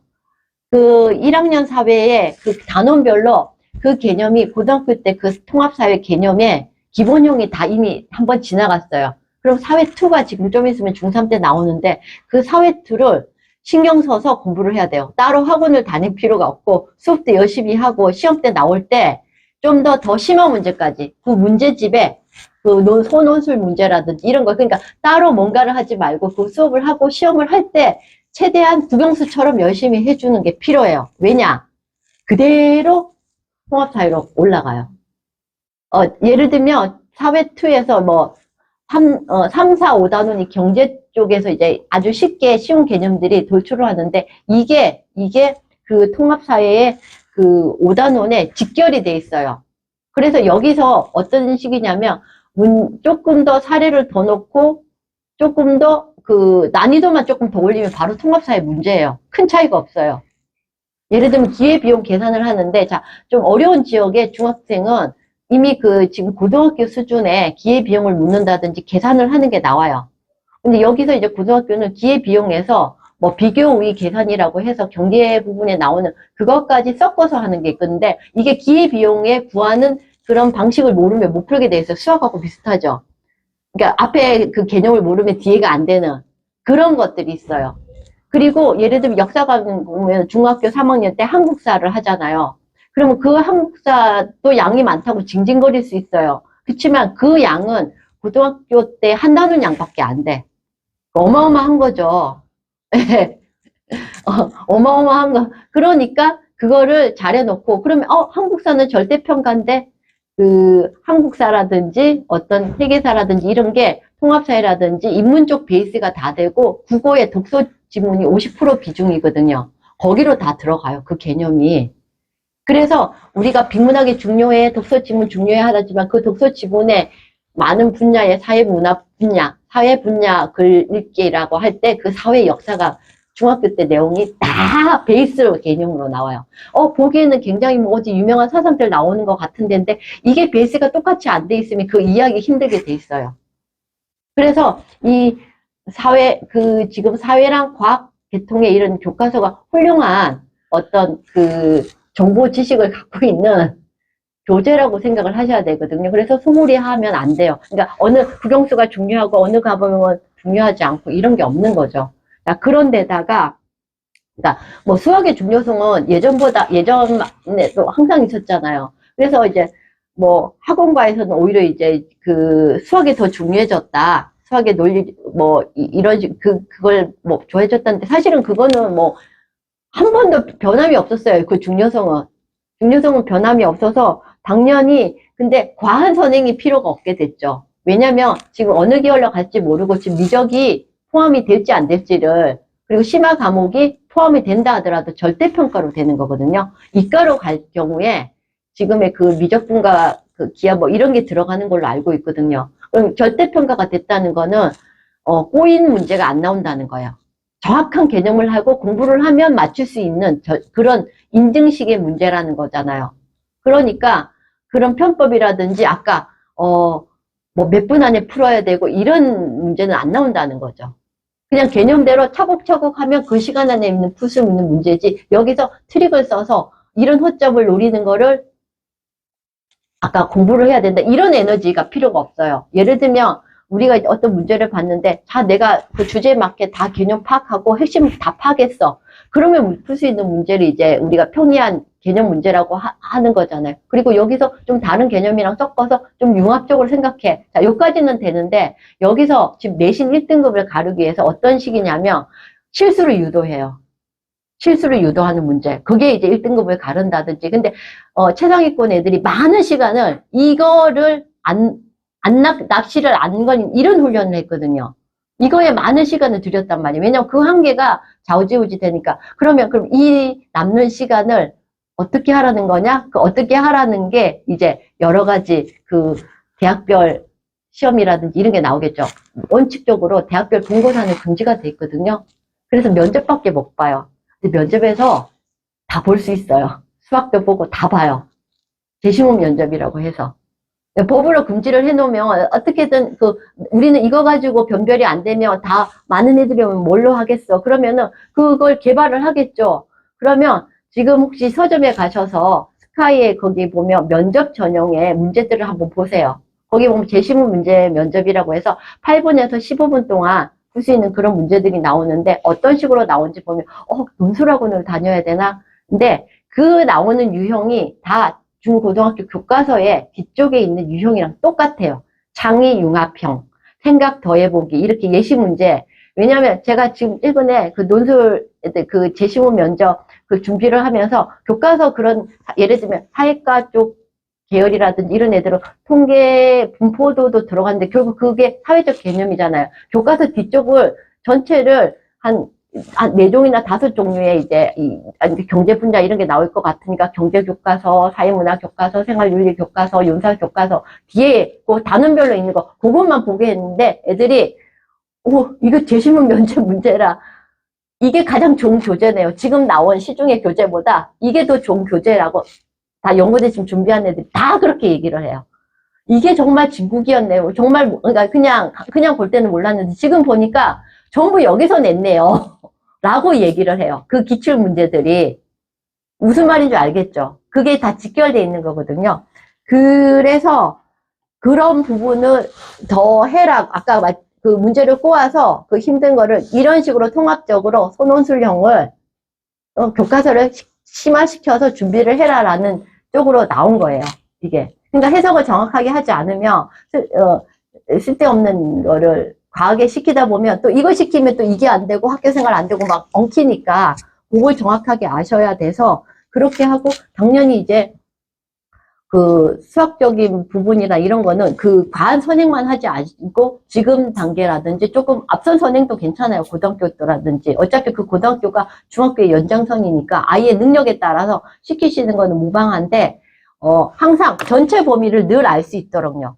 지금 시험만 보지 마시고 제가 항상 그 많은 님들한테 수학학원을 보내시면 예를 들면 자 이렇게 단원별로 심한 문제로 이렇게 늘 테스트를 많이 해주는 것도 좋고 일단 테스트를 꼭 해주는 학원을 보내시라. 정기적으로.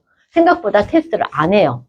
귀찮잖아요. 문제도 만들어야 되고. 꼭 해주고 그 다음에 딱 지나면 예를 들면 한 단원 그냥 세 단원을 묶어서 테스트 해주고 한 학기가 지나면 한 학기를 해주고 그리고 지금 3학년 거 하고 있는데 2학기 거도 해주고 근데 그런 학원이 잘 없어요. 그러면 이런 것들은 따로 좀 만약에 과외를 하신다든지 이러면 요청을 해주셔야 돼요.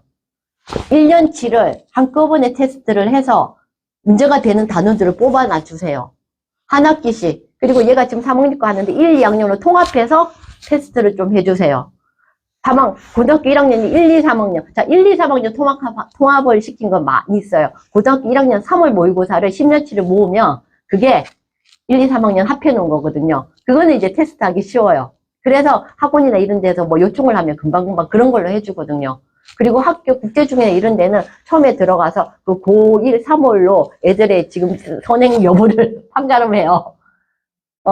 그래서 그 보면 애들이 뭐 거의 다 뭐 2, 30점 밖에 못 봤죠. 지금 중학교 1학년 애들이 고1, 3월 모의고사를 봐서. 근데 보통 보면 이제 그런 애들이 이제 고등학교 수학까지 준비를 하잖아요. 그런 애들 중에서 간혹 이제 1, 2, 3학년을 제대로 한 애들은 90점 이상을 봤는데 그런 애가 몇 명 나올까요? 한 명 나와요. 2명. 나머지 50. 근데 대부분 고2까지 다 선행이 됐다고 하거든요. 그런데도, 근데 그 모의고사 그럼 어마어마하게 어렵냐? 아니에요. 하나도 안 어려워요. 개념만 잃어버리지 않으면, 뭐 중간 정도 애들도 한 80점 받을 수 있어요. 한 70점부터가 1등급이, 70점까지 1등급이거든요. 그런 상황인 거예요. 자, 그렇게 준비를 하시면 됩니다. 그게 네, 일단. 교육 과정을 어머님들이 좀 한 가지 염두에 두셔야 될 거는 초중고가 12년이잖아요. 그게 1년짜리 12개가 아니라 12년짜리 하나라고 보셔야 돼요. 예, 그래서 1년짜리 12개로 보게 되면 뭐 중학교 3학년 때, 뭐 중학교 2학년 때는 요 때는 뭐 요거를 좀 해줘야 되고 저 때는 저거를 좀 해줘야 되고 이렇게 생각하실 수가 있는데요. 12년이 통으로 돼 있다고 생각을 하시면 그 과정 중에 있는 거거든요. 과정이라는 거는 전과정도 있고 후과정도 있겠죠. 예, 그래서 아까 김지은 선생님이 과정을 굉장히 그 초등학교 때부터 과정을 잘 겪어 나가는 훈련이 필요하다라고 강조해 주신 의미가 그거하고도 연관이 됩니다. 그래서 전 과정, 그러니까 지금 중학교 2학년이라면 아마 중학교 1학년 지금 이제 중간고사 기간이고요. 좀 있다가 기말고사 치고 나서 방학 때가 되잖아요. 그때가 되면은 부모님들이 지나온 2학기 과정 전체를 한번 테스트를 한번 해볼 필요가 있어요. 아마 까먹은 애들이 굉장히 많을 거예요. 그러면 그 과정이, 후과정이 받쳐지지 않으면 중3 과정에 갔을 때 결국 중3 과정이라는 건 중2 과정이 심하거든요. 고등학교 과정은 중학교 과정이 심하고. 그러니까 지금 당장의 시험 때문에 결과만 내기 위해서 과정을 제대로 하지 않고 지나간 아이들은 전 과정을 제대로 못 거쳤기 때문에 후 과정을 제대로 할 수가 없어요. 예. 그래서 지금 어떤 과목을 뭐 더 열심히 하고, 물론 이것도 중요한 부분이겠지만, 우선 초등학교 때는 그 과정을 익숙하게 진행할 수 있도록 하는 그런, 그래서 저희 책에도 왜 공부 약속 이런 것도 적어 놓고 한 것처럼 그게 전부 다 과정을 좀 습관화할 수 있는, 과정을 견뎌 나갈 수 있는 그런 훈련 툴로 만들어 놓은 거니까요. 초등학교 때는 그런 거를 좀 염두에 두시고, 중학교에 갔을 때는 또 이제 그 개념들을 하나씩 지나간 개념들도 잘 좀 습관화할 수 있도록, 익힐 수 있도록 그렇게 해나가는 게 중요하겠습니다. 예, 제가 하나 더 팁을 하자면 저기 어떤 걸 준비했으면 좋겠는데 만약에 진짜 뭐 욕심이 있어서 최상위권으로 진짜 하고 싶다 중학교 때부터 그러면 조금 지금 중학교 2학년이지만 지금 초등학교 부모님도 계시니까 일단 그 수학에 좀 재학년 수학 잘하고 있다 그러면 초등학교 때 반드시 경시라든지 어떤 교육적 문제 그런 거를 안 치러도 돼요. 그런 거를 과하게 하라는 게 아니라 그거를 노출을 시켜줬으면 좋겠어요. 최대한 중학교 1학년까지. 그런데 중학교 2학년이 되면, 중학교 1학년 후반이 되면 결국 그걸 할 필요가 없다는 게 아니라 이미 2학년, 3학년 수학을 심화를 하면 그 역할을 하기 때문에 그 재학년 수학을 심화를 하고 고등학교도 하라는 거거든요. 그런데 초등학교는 이렇게 심화적인 어떤 높은 수준의 게 사실상 애매해요. 아까 자꾸 제가 태도 얘기만 한 게 사실 태도 얘 말고는 그렇게 개념적으로 양이 많지도 않고 뭐 물론 그것도 어려운 부분은 어렵겠지만 이제 절대적인 부분에 봤었을 때 엄청난 그런 고난이도에 머리를 쓸 만한 게 없는데 그 유일하게 머리를 쓸 수 있는 독해. 그러니까 국어나 독해도 얘들이 뭐 국가를 읽겠어요. 뭐 칸트예요. 칸트 책을 보겠어요. 그런 거 정도를 봐야지 머리가 이게 달라지는데 그렇게 할 수 있는 어린아이들이 할 수 있는 게 수학 과학 쪽에 어떤 경시 문제라든지 교육적 문제를 가지는 않더라도 적은 뭐 일주일에 한 번이라든지 이렇게 접해서 그 해설지도 있거든요. 보면서 아 이런 문제도 있구나. 상당히 시간이 걸리는데 오히려 그 공부를 싫어하고 수학 점수가 잘 안 나오는 애들도 가끔씩 그런 문제를 보여주면서 야 이거 어마어마하게 어려운 문제인데 이거 굉장히 천재들만 푸는 문제인데 라고 하면 일단 부담감이 내가 틀려도 되는 거잖아요. 그래서 그 사고를 유도해요.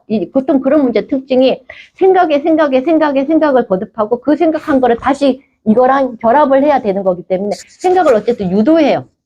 단순하게 몇 개만 하는 그런 교과 문제랑 확실히 다르거든요.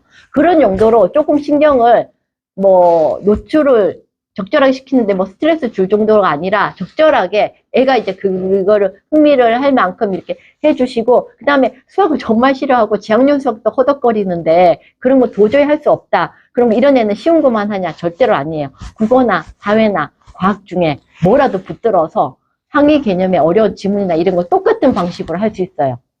아무리 공부를 어렵고 아무리 지금 해도 왜냐하면 하나 가지고 이제 오랫동안 얘기하면 되니까 오랫동안 얘기 나눠도 되고 말로 나눠도 되고 기사 가지고 열심히 얘기를 해도 되고 과학적인 어떤 실험 같은 거 그런 거 있죠. 그런 거를 노출을 시키는데 당연히 중학교가 들어가고 하면 자기 학년에 자기 단원이 있잖아요. 그 단원에 심화를 얘가 그 공부가 아까 수학도 싫어하고 내가 공부에 별로 흥미가 없어. 그러면 어쨌든 꽂히는 하나를 가지고 충분히 하면 결국 국어 사회나 과학을 열심히 하면 영어적 배경 지식이 다 형성이 되는 거라서 영어적인 기능적인 부분만 문법이라든지 단어라든지 학원도 있고 학교 수업만 하다 보면 이게 배경 지식이 굉장히 풍부해지면 영어가 가치 없대요. 왜냐하면 나중에 고등학교 때나 이렇게 올라갈수록 그 지문에 대한 배경 지식이 없어서 아이들이 힘들어하는 거거든요. 그때 얘가 위력을 발휘해요. 그래서 보통 영어 학원이나 이런 데 보면 중학교 때 이제 문법을 중시하는 게 사실은 그 기간이 이제 어법이나 이런 거를 많이 배우는 시기라서 그렇거든요. 다른 리딩이나 다른 어떤 배경 지식이 필요가 없는 게 아니에요. 사실 더 베이스적으로 너무너무 필요한데 그래도 어쨌든 그 다음 단계로 넘어가기 전에 제대로 된 말 순서라든지 제대로 된 어법에 맞춘 말을 해야지 고급 영어로 가는 길목이기 때문에 문법이 중요하다는 거지 문법을 위한 문법을만 하면 안 된다는 거죠. 이게 그러면 이제 그런 거를 팁을 주시고 하시면 이제 어떤 세상위권의 준비를 하실 수 있다라는 겁니다. 이상입니다. 네, 네, 또 다른 여기 네. 어머님. 네. 앞에 그 태도에 대해서 말씀하셨는데요. 저희 아이가 중3인데 중2 때 1년 동안 거의 약간 사춘기가 좀 심하게 와서 공부할 이렇게 페이스를 조금 잃게 됐어요. 그래서 지금 또 여기 다시 앞서는데 이때까지 좀 밀린 게 있어가지고 그걸 못 채워내고 있거든요. 그런 상황일 때 어떻게 애들 계획을 세워주고 이끌어 나가야 될지 궁금해서요. 제가 그때 중3이 이제 마지막 그 유선이라서 부담감이 있을 거라고. 근데 그러니까 요 고1 때 올라가면 예전에는 그 고1 때 물론 고1 내신이 중요했지만 지금은 이제 만약에 얘가 여차해서 그 다음에 갈 때 그때 지금 고1 때 배우는 그 과목이 바로 수능으로 친다는 거죠. 그럼 고1 때 공부가 그대로 수능까지 가는 거예요. 보통 지금까지 그 중3까지 아이들은 수능 과목들은 아직 나오지가 않았어요. 고2 학년이나 고3 때 나온 상황이었는데 지금 이미 고1 때부터 나오는 거니까 당연히 이제 거기에 대한 거를 확실히 얘기를 해주셔야 되죠. 그게 이제, 그래서 처음부터 이제, 뭐, 1학년 때 대충 하고 2학년, 3학년 때 이러면 안 되는 거고, 사실은 또 원래 제대로 해야지 그게 베이스가 돼서 위 과목이 제대로 나오는 거거든요. 근데 이게 훨씬 더 피부에 닿게 더 중요해진 거다라는 그거를 정확하게 정보를 알려주셔서 일단 고1 때의 과목들이 그대로 수능에 연결될 수도 있다, 이때는. 그런데 지금 네가 볼 때는 또 뭐예요? 고2, 3 때도 하는 건데 지금 이 고1 때를 만약의 경우에서 대비한 거를 열심히 하다 보면 2학년, 3학년도 다른 걸 배우는 게 아니라 그 베이스 개념을 배우고 지나가는 거니까 소위수 분해가 필요 없는 게 아니잖아요. 안 나오는 게 아니잖아요. 이수문제 나오고 다 연결되잖아요. 그런 식하고 똑같거든요. 근데 아이들이 생각보다 그걸 잘 이해를 못해요. 안 배우는 과목, 안 하는 과목. 그래서 정말 그 기본 개념도 밀어내버리거든요. 그거가 안 된다는 걸 충분히 이제 잘 이해를 해주셔야 되고, 그리고 공부가 잘 안 되고 힘들었고 이런 애들의 특성이 걱정만 많아요. 오늘 일을 그래서 걱정하다가, 그래서 항상 보면 지금 당장 해야 될 건 일단 밀어내요. 그런데 먼 미래의 건 항상 걱정해. 그래서 걱정을 해서 부모님이 보시기에 공부를 할 의지는 있는 것 같은데 안 한다라는 거거든요. 이게 무서워요. 미래에 대한 걱정을 못하게 해야 돼요. 왜냐면 현재가 미래를 만드는 건데, 근데 현재는 자기가 바로 해야 돼서 귀찮고, 그래서 맨날 그 다음 시험 잘 볼게. 그 다음에 난 내신 안 하고 수능으로 갈게. 그게 수능 공부를 하겠다는 게 아니에요. 그냥 지금껏 하기 싫다라는 말로 알아들으셔야 돼요. 마치 대단한 계획이 있는 것처럼 착각을 하시면 안 돼요. 그래서 내일부터 잘할게. 이것도 그래요.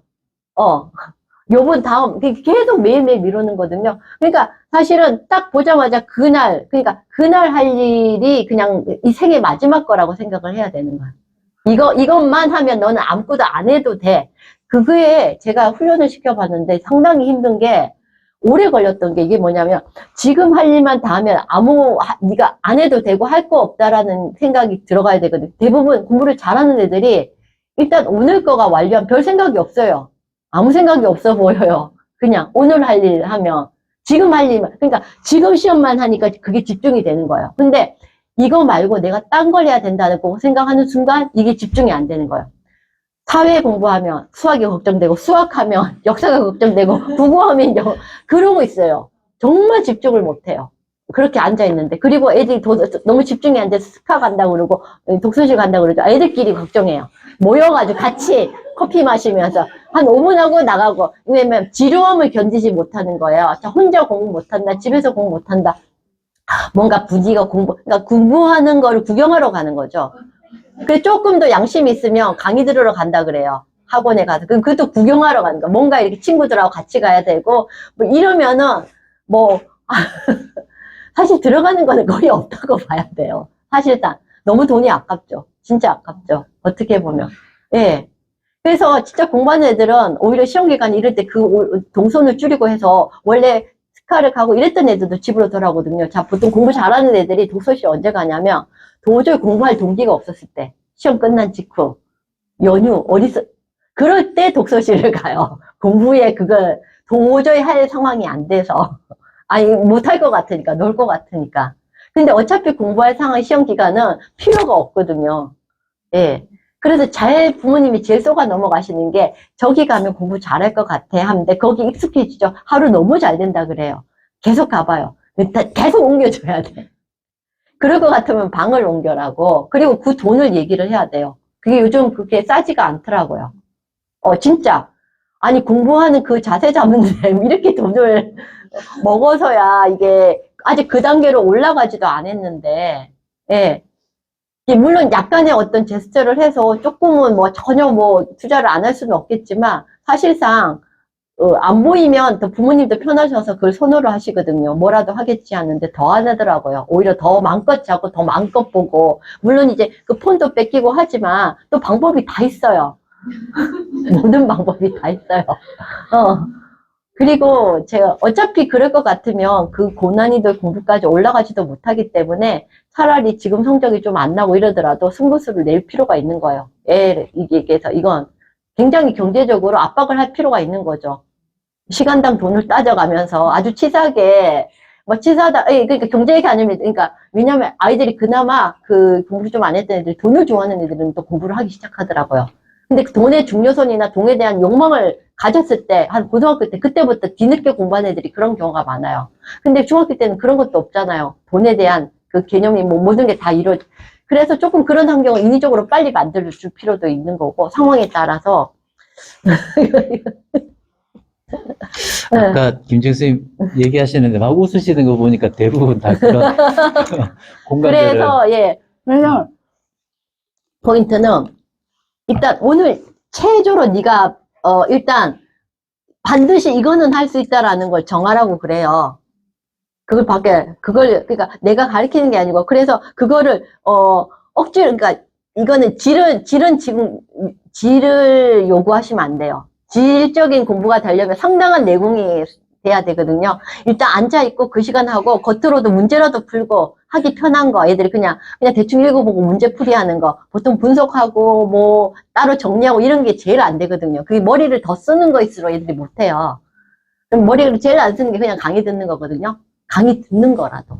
강의 듣고 정리하는 거. 아니면 말로 해보, 뭐 이런 식으로 해서 몇 개를 정해서 이거를 뭐 일주일 동안 한 번도 누락 안 하고 매일 하루도 비가 오나 눈이 오나 아프나 어쩌나 그거 뭐 예를 들면 일주일이 너무 길 수도 있어요. 그래서 3일을 해야 돼요.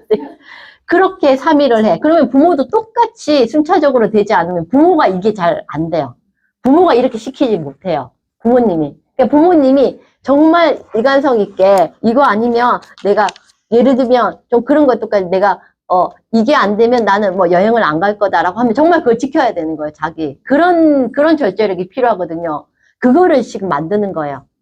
이거가 한 달이든 석 달이든 시켜놓지 않으면 사실 이게 되고 하면 고등 때 뭐 어디 아까 방법 많다고 그랬잖아. 학원도 보내도 되고 여러 가지 뭐 학교에 무슨 시스템을 써도 되고 뭐 학교에서 남아서 다 돼요. 근데 이게 안 되면 뭘 돈을 외국에 유학 보내면 더 위험하죠. 이제 뭐 완전히 그렇게 되기 때문에 그렇게 생각을 하면 부모님도 시켜요. 아, 이 방법이 안 되면 내가 다른 방법을 애들도 어떻게 했냐면 이게 안 되면 다른 방법이 없구나라고 마지노선으로 몰렸을 때 해요.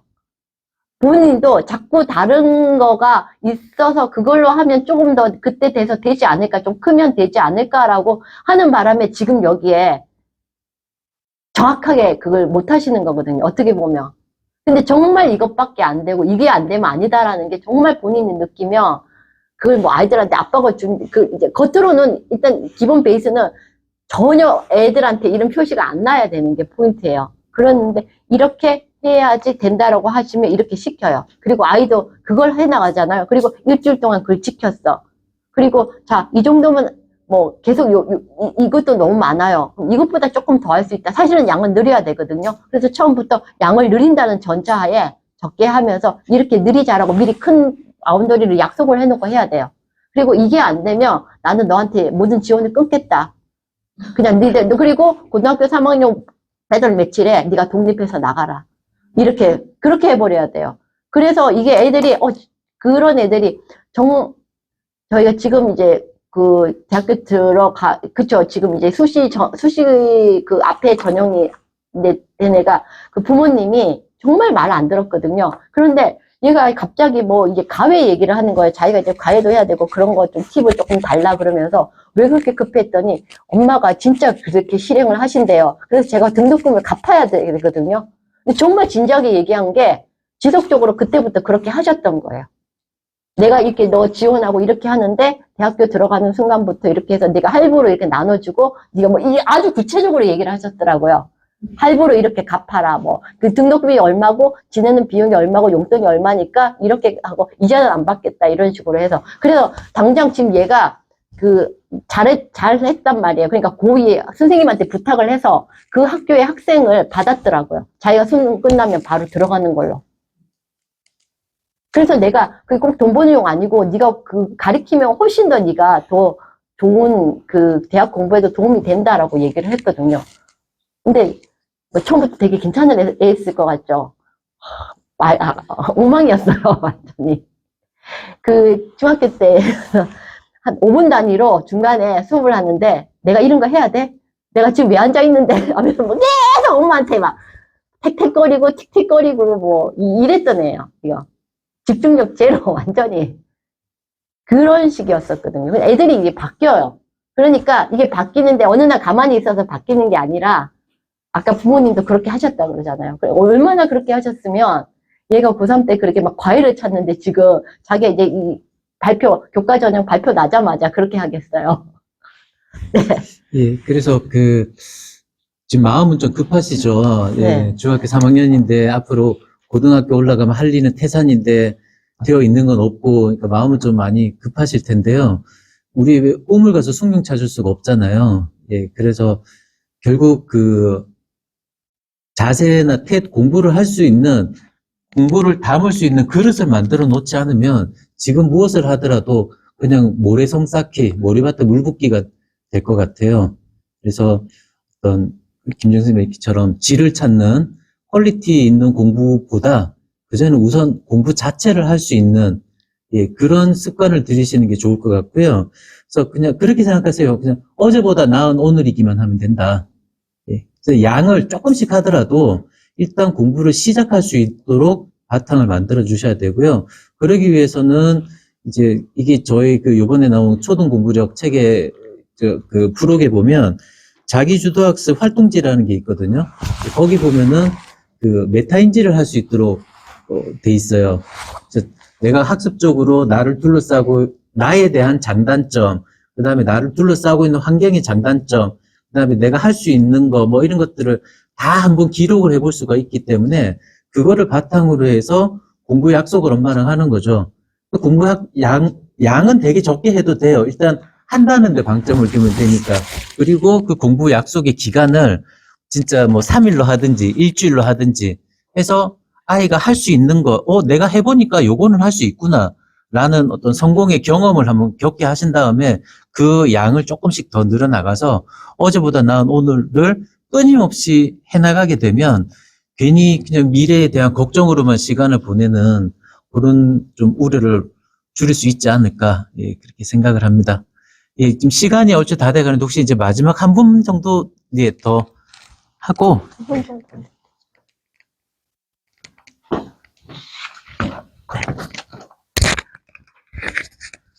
저는 초등학교 5학년하고 2학년 아이가 네네. 있는데요. 5학년 5학년 위주로, 네, 여자. 여자. 예. 2학년 남자인데, 지금 이제 5가 2학년부터 이제 코로나로 되게 학교를 못 가던 맞아요. 그 예. 시기였는데, 그때 이제 1학년 때 한글을 배우고 2학년부터 이제 글쓰기 이제 막 시작하는 그 단계였는데, 그때를 놓친 것 같아요. 그래서 집에서 뭐 독서하고, 그 다음에 뭐 토론 수업하고 이런 거는 굉장히 좋아하는데, 이제 글쓰기를 이렇게 하는 걸 보면 너무 단순하다고 해야 되나? 좀 어휘도 약한 것 같고, 좀 이렇게 글이 세련되지 못한 그런 느낌이 굉장히 있어가지고 이거를 어떻게 지도하면 좋을지. 그리고 또 한 가지는 아이가 책을 좋아하다 보니까 좀 속독을 하는 편인데 속독하는 거를 놔둬도 괜찮을지 그게 좀 궁금합니다. 속독이 이제 좀 실이 더 많은 것 같아요.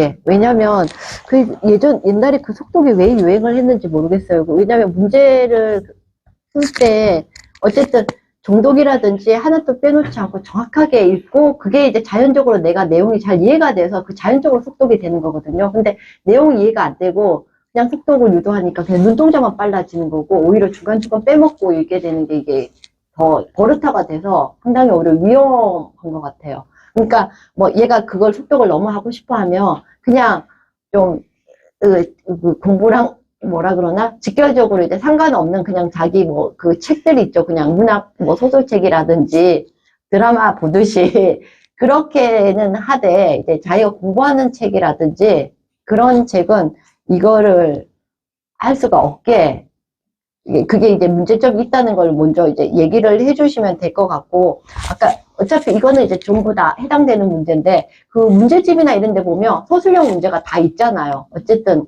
그러면 애들이 우리 학교는 객관식만 나와요. 이러면 그 서술형 문제 다 빼고 풀어요. 사실은 그 문제 개념이 기본 핵심 개념은 오히려 서술형 문제 더 있어요. 핵심적인 거기 때문에 정말 얘기하고자 하는 학습 목표랑 관련된 거는 그래서 사실 그 서술형 문제를 풀어야 더 내가 핵심 내용을 제대로 했는지를 알 수가 있어서 객관식 문제도 맞출 확률이 높아지는데 등하시하고 소술력 문제를 굉장히 힘들어해요. 그러니까 일단은 얘가 지금 배우는 교과의 소술력 문제들을 반드시 전부 다 풀고 오답을 정확하게, 그리고 가능하면 거기에 해답지의 기준에 맞는 그 채점 기준이 있잖아요. 그리고 그대로 왜 써야 되는지 그대로 찾아서 그걸 명확하게. 사실 이게 좀 시간이 더 걸리거든요. 근데 이걸 뭐 우선 먼저 하라는 게, 공부가 좀 힘들고 이런 애들은 그 학교나 뭐 예를 들면 학원이나 지금 자기가 꼭 가져야 될 학원이라면 학교를 우선 먼저 하면 학교에서 그 지내는 시간이 많잖아요. 그럼 학교에서도 해야 될 지문들이 나와요. 과목별로. 사실 그 지문들을 잘해야 되고, 잘하면은 선생님한테 칭찬을 받고, 그 칭찬을 받으면 아이들 사이에서 모든 거기 사회생활이라든지 모든 게 사실 다 해결이 되거든요. 공부를 좀 잘 따라가주면. 그러니까 역으로 말하면 잘 못 따라가고 공부를 힘들어하는 애들은 그 학교에서 빛이 날 수 있도록 부모님이 모든 수단과 방법을 가리지 않고 그 딱 직전에 전날에 내지는 전주에 학교를 할 것들을 미리 좀 준비를 하고 이러면 아이들이 아무래도 똑같은 얘기를 들어도 잘 알아듣겠죠. 흡수율이 좋으면은 아이들이 알아들으면 선생님 얼굴을 한 번 더 봐요. 못 알아들으니까 그때부터 딴짓을 하는 거거든요. 어려운 문제 나오니까 옆으로 새는 거예요. 잘 풀리면 계속 풀어요, 걔네들도. 전혀 원래 집중력이 없는 게 아니고 몰라서 집중력이 떨어지다가 알이 먼저인지 닭이 먼저인지 이런 상황이 되는 거예요. 사실은 모르면 전부 다 회피를 하게 되는 거라서 모르지 않게 미리 조금 알게 모르게 조금 빨리 하는 게 그 부모의 역할인 것 같아요. 아이가 어렸을 때. 그래서 그거를 일단 학교에 그런 뭐 각 과목마다 문제집이 있으면 사실 그 소술력 문제를 최대한 잘 활용하는 게 좋고, 자 여기서 조금 더 욕심을 부리면 이제 출판사들에서 보면 아직까지 제가 봤을 때 그때 그 시설애가 가장 좋더라고요. 시설애라는 출판사에 보면 초등학교 단계별로 어휘가 있고 글쓰기가 있고 나의 글쓰기, 어휘 있고 그 다음에 뭐 비타민, 독해도 있고 다양하게 있어요. 근데 물론 이제 다른 그 출판사들도 많은데 이게 좀 가장 아직까지 굉장히 이게 20년 됐던 거 오래됐는데 계속 이게 많이 팔리는 거 보면 이 퀄리티가 제일 좋은 것 같아요. 어휘라든지 이런 단계가. 그래서 거기 뭐 어휘책하고 나의 글쓰기 책이 있는데 이 나의 글쓰기가요. 지금 단계가 생각보다 애들이 어렵겠더라고요. 잘 안 되는 애들은. 그러면 이게 1학년, 2학년, 3학년, 1단계부터 6학년이면 1학년, 2학년, 3학년, 4학년, 5학년 이렇게 쓰는 거구나라고 해도 무방을 하지만 만약에 내가 3학년인데 애가 글쓰기가 안 되면 1단계부터 해도 된다는 거죠. 그리고 이거 금방 2달에 뭐 석 달에 한 번씩 단계로 올라가기 때문에 사실 밑에 단계로 해도 금방 자기 학년의 단계로 올라와요. 오히려 앞에 이렇게 보시면 그 1단계부터 한번 보세요. 이런 부분부터 해야 되겠다라는 게 필요한데 그게 아이들이 이제 굉장히 힘들어요. 나의 글쓰기. 그래서 이걸 무작정 하라는 게 아니고 뒤에 해답지가 있고 해답지를 애들이 보고 뺏길 수도 있고 하는데 부모님이 갖고 계시다가 예시를 보여주세요. 이렇게 도저히 애들이 어떻게 써야 될지를 몰라서 답을 보여준다기보다 예시로 이렇게 조금 보여주면서 그러면서 조금씩 유도하고 좀 못 쓰는 거는 비워놓으라 그러고 그렇게 유도를 해서 이것도 꾸준히 하면 상당한 효과가 있고 이게 이제 기본 베이스라고 생각을 하고 기본 베이스가 아니고 이후에 좀 더 할 줄 부분이라고 하면 사실은 뭐 어떤 논술학원이나 이런 데서 나오는 잘 만들어진 교재보다 이거는 더 낫죠. 어쨌든 학원이라는 데가 되면 매일 가는 건 아니잖아요. 매일. 뭐 많이 가야 3번, 뭐 글쓰기 학원은 매일, 수학 학원은 매일 보내도 글쓰기 학원은 매일 보내지는 않잖아요. 근데 뭐든지 적게 매일을 해야 되는 게 중요하거든요. 그러니까 그러려면 이게 학원으로 돌리기 시작하면 너무 학원이 많아진단 말이에요. 초등학교는 매일 공부. 그러니까 예를 들면 제가 만약에 그 초등학교 때 이것도 해야 되고 저것도 해야 되고 이게 해서 만약에 이제 부모님이 좀 요령껏 뭐 꼭 집에 안 계시면 보내야 될 때도 있겠지만 최대한 그걸 적게 하고 한 2-3시간 안에 여러 가지를 하려면 앉는 자리에서 좀 이 교재하고 저 교재하고 하면 사실 초등학교 때 만약에 5개까지 교재를 한다고 봐요. 5가지를. 그럼 그거를 만약에 가서 한다 그러면 5개 학교를 가는 거예요. 앉은 자리에서 1시간에 끝날 거를 여기 가고 저기 가고 저기 가고 이렇게 된단 말이에요. 초등 때 양이 적을 때는. 사실은. 그게 좀 그래서 꼭 가야 될 부분의 학원에서는 좀 길게 있게 뭐 수학이라든지 그렇게 하고 나머지 부분은 뭐 이렇게 집에서 선생님이 오시다든지 간단하게 뭐 그렇게 아니면 뭐 뭐 조금 늦은 시간이라도 엄마가 올 때 그걸 해놓고 뭐 검사를 받는 시스템을 해놓다든지 아이가 이제 혼자 할 수 있게끔 만들어 놓고 그 정도 양을 그렇게 해놓고 그것도 괜찮거든요. 그럼 매일 기준으로 보셔야 돼요. 매일 기준으로 이렇게 하다 보면은 이제 그 소술형에서 하면서 저희 책에 나와 있는 그 일기 쓰기가 최고로 위력을 발휘해요. 이게 공부 같지 않으면서 아까 말했던 최상위권 공부까지 시키는 거예요. 아마 그 요령이 책에 나와 있을 거예요. 아까 제가 수학 경시 문제 뭐 이런 거 얘기를 했죠. 거기 오답 분석을 거기다 하는 거예요. 수학 일기. 자기 생각까지 곁들여서. 이게 수학 논술이에요. 이게 그러니까 국제학교 같은 경우에는 어떤 테스트가 가장 퍼센테이지가 높으면 애들이 난 과학 문제 풀면 되는 줄 알았는데 수학 문제 풀면 되는 줄 알았는데 점수가 너무 안 나온다 보면은 거기에 대한 자기의 생각이라도 좀 들어가야 되고 견해가 들어가요. 근데 그 견해가 자기만의 그냥 견해라고 하면 내가 그냥 뜬금없는 나의만의 생각이 아니라 내가 객관적인 앞에 이렇게 했던 거를 기준으로 한 생각이거든요. 완전히 주관적인 게 아니에요. 그런 것까지 들어가야지 그 수학 논술이나 과학 논술의 답안에 A+를 받게 돼 있거든요. 근데 사실 그 일기의 구성이 그렇게 돼 있는 거예요. 그거를 매일 하게 되는 거예요. 돌아가면서. 어느 날 일상일기도 쓰고, 그 다음에 뭐 책을 봤던 어떤 그런 얘기도 쓰고, 거기 보면 이제 아마 책에 보시면 이제 뭐 그림도 자세히 그려놓고 각가지 방법 어떤 방법이라도 상관이 없거든요. 대화체로 써도 되고 그다음 장르별로 써도 되고 자기가 지어내도 되고 꼭 사실만 적는 게 아니도 되는 거죠. 아이가 좋아하는 유형대로. 그리고 나는 일상이나 이런 애들도 있어요. 일상이나 이런 거 막 쓰기 뭐 쓸 말도 없고 맨날 똑같은 일상인데 그걸 풀어내는 걸 힘들어하는 애들도 있어요. 그러면 수학에 대한 뭐 컴퓨터 게임에 대한 것도 쓰든 뭐 과학의 어떤 실험에 대한 그런 거를 써든 그걸로 활용하면 애들은 이게 일기라고 하지 이게 무슨 과제라고 생각을 덜 해요. 그리고 너무 오랫동안 매일매일 읽으면 이거 그냥 당연히 내가 치카치카 이빨 닦는 것처럼 그렇게 생각을 할 수도 있거든요. 그럼 이게 굉장한 힘을 발휘하고 사실상 이렇게 좀 유명한 뭐 이렇게 성공한 부모님들이라든지 어떻게 그렇게 아이를 잘 키우셨어요? 보면 항상 뭐 독서 얘기도 나오지만 일기 쓰기 얘기가 나와요. 여행 갈 때도 일기는 들고 갔다고. 왜냐면 이제 여행을 가서 그날에 그거니까 해준 게 그게 제일 기억에 남는다고. 물론 다른 것도 했겠지만 어쨌든 제일 1순위 초등학교 때 그 일기 쓰기. 그 일기 쓰기를 생각보다 상당히 오랫동안 했다. 한 1, 2학년 때 끝나는 게 아니고 최소 6학년 때까지는 했다. 그리고 이제 이게 보여주기 싫어하는 비밀일기라기보다도 어떤 자기의 어떤 걸 정리하는, 그걸 잘 정리하면 그게 계획표도 되는 거예요. 내일 이런 거 했으면 좋겠다라고 계획을, 그러니까 그걸 꼭 줄글로 쓰고 반드시 감상이 들어가고 이럴 필요가 없는 거죠. 많은 형식을 다 허용을 해주시면 아이들이 매일 쓰기가, 오늘은 그럼 내일 할 일만 적어도 돼? 어떨 때는 그것도 허용을 해. 내일 할 일을 상당히 구체적으로 시간별로 잘 써봐.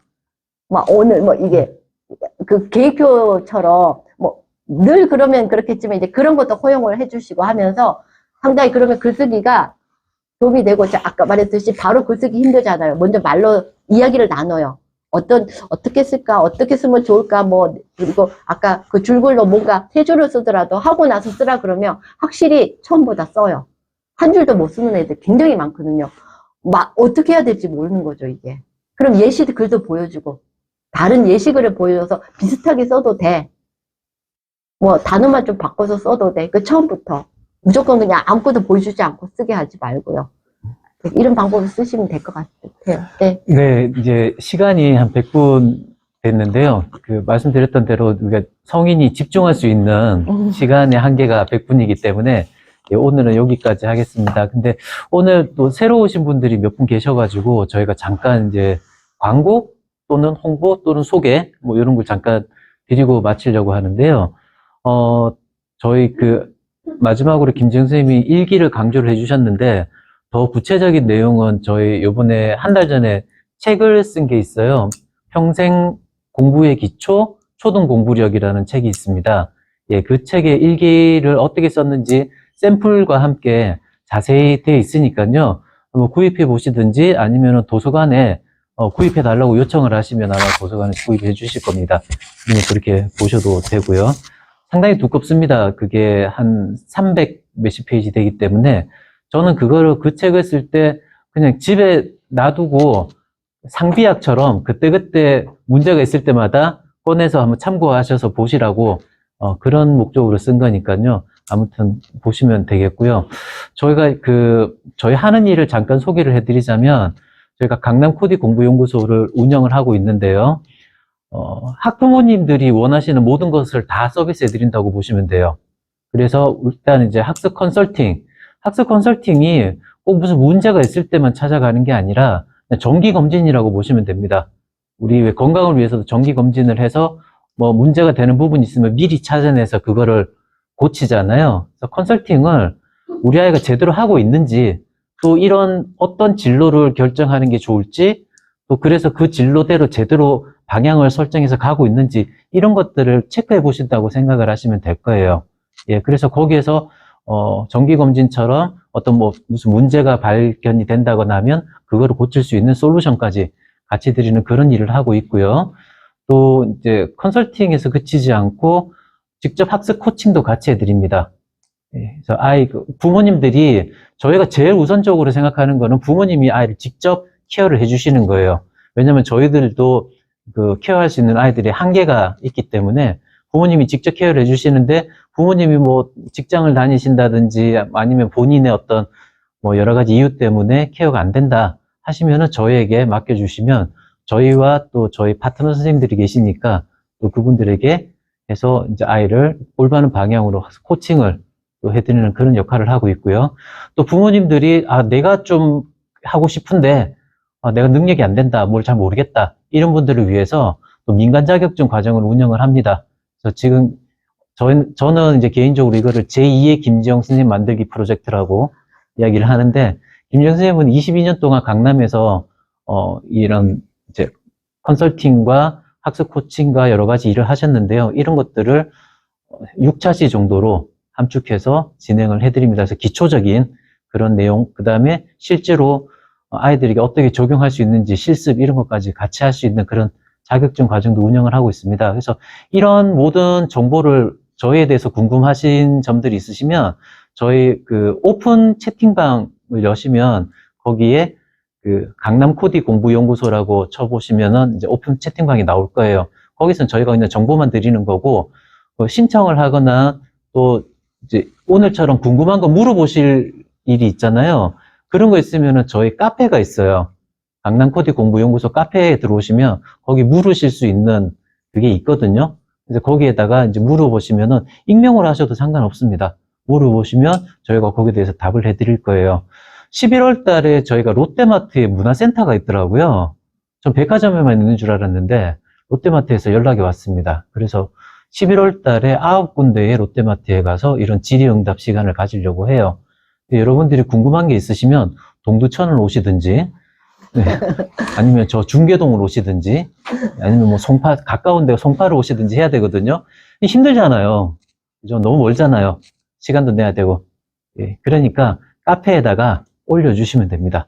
그러면 저희가 잊지 않고 꼭 성심성의껏 답을 해드릴 테니까, 이건 돈도 안 들어요. 예, 그런 거니까 꼭 카페에 참석을 해주시고요. 저희가 이제 독서 아카데미라고 지금까지 지난달까지 25차시를 했었어요.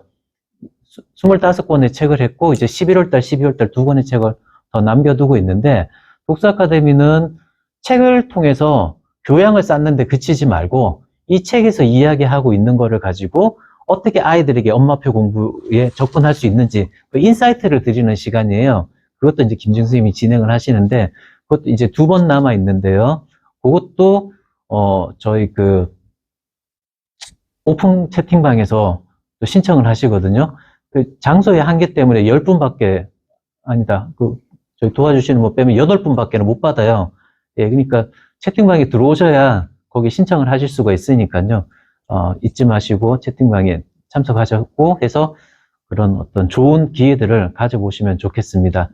예, 그래서 뭐 또 궁금하신 거 있으시면 끝나고 개인적으로 한번 질문해 주시거나 아니면 제가 명함을 드릴 테니까 예, 갖고 가셔서 인연의 끈을 계속 이어갈 수 있으면 좋겠습니다. 예, 그리고 다음 시간은요, 제가 강의로 또 진행을 할 건데, 이제 본격적으로 지금까지는 좀 개론, 원론, 이런 어떤 좀 큰 틀에서 이야기를 했다면, 이제는 좀 더 강론으로 들어가서 다음 시간에는 독해에 대한 말씀을 드릴 겁니다.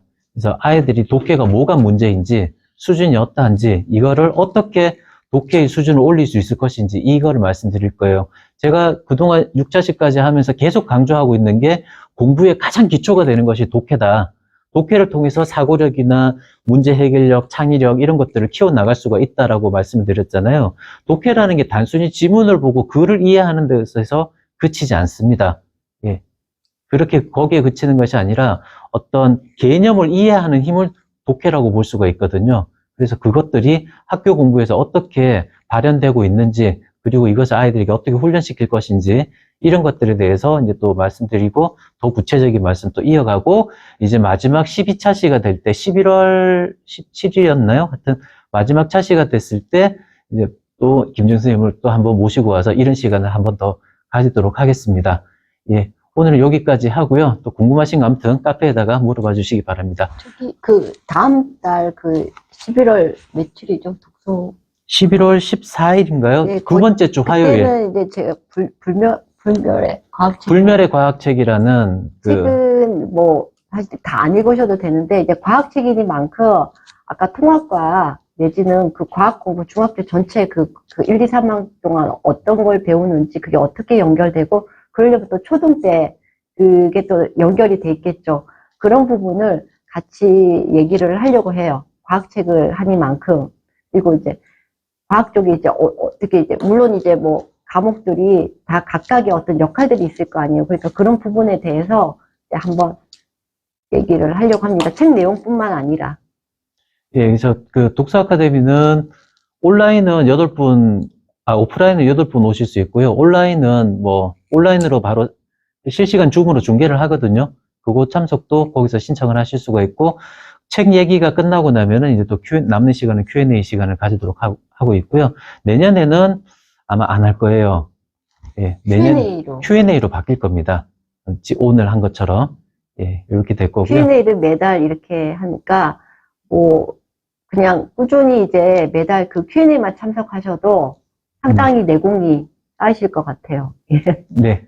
오늘 여기서 마치도록 하겠습니다. 수고하셨습니다.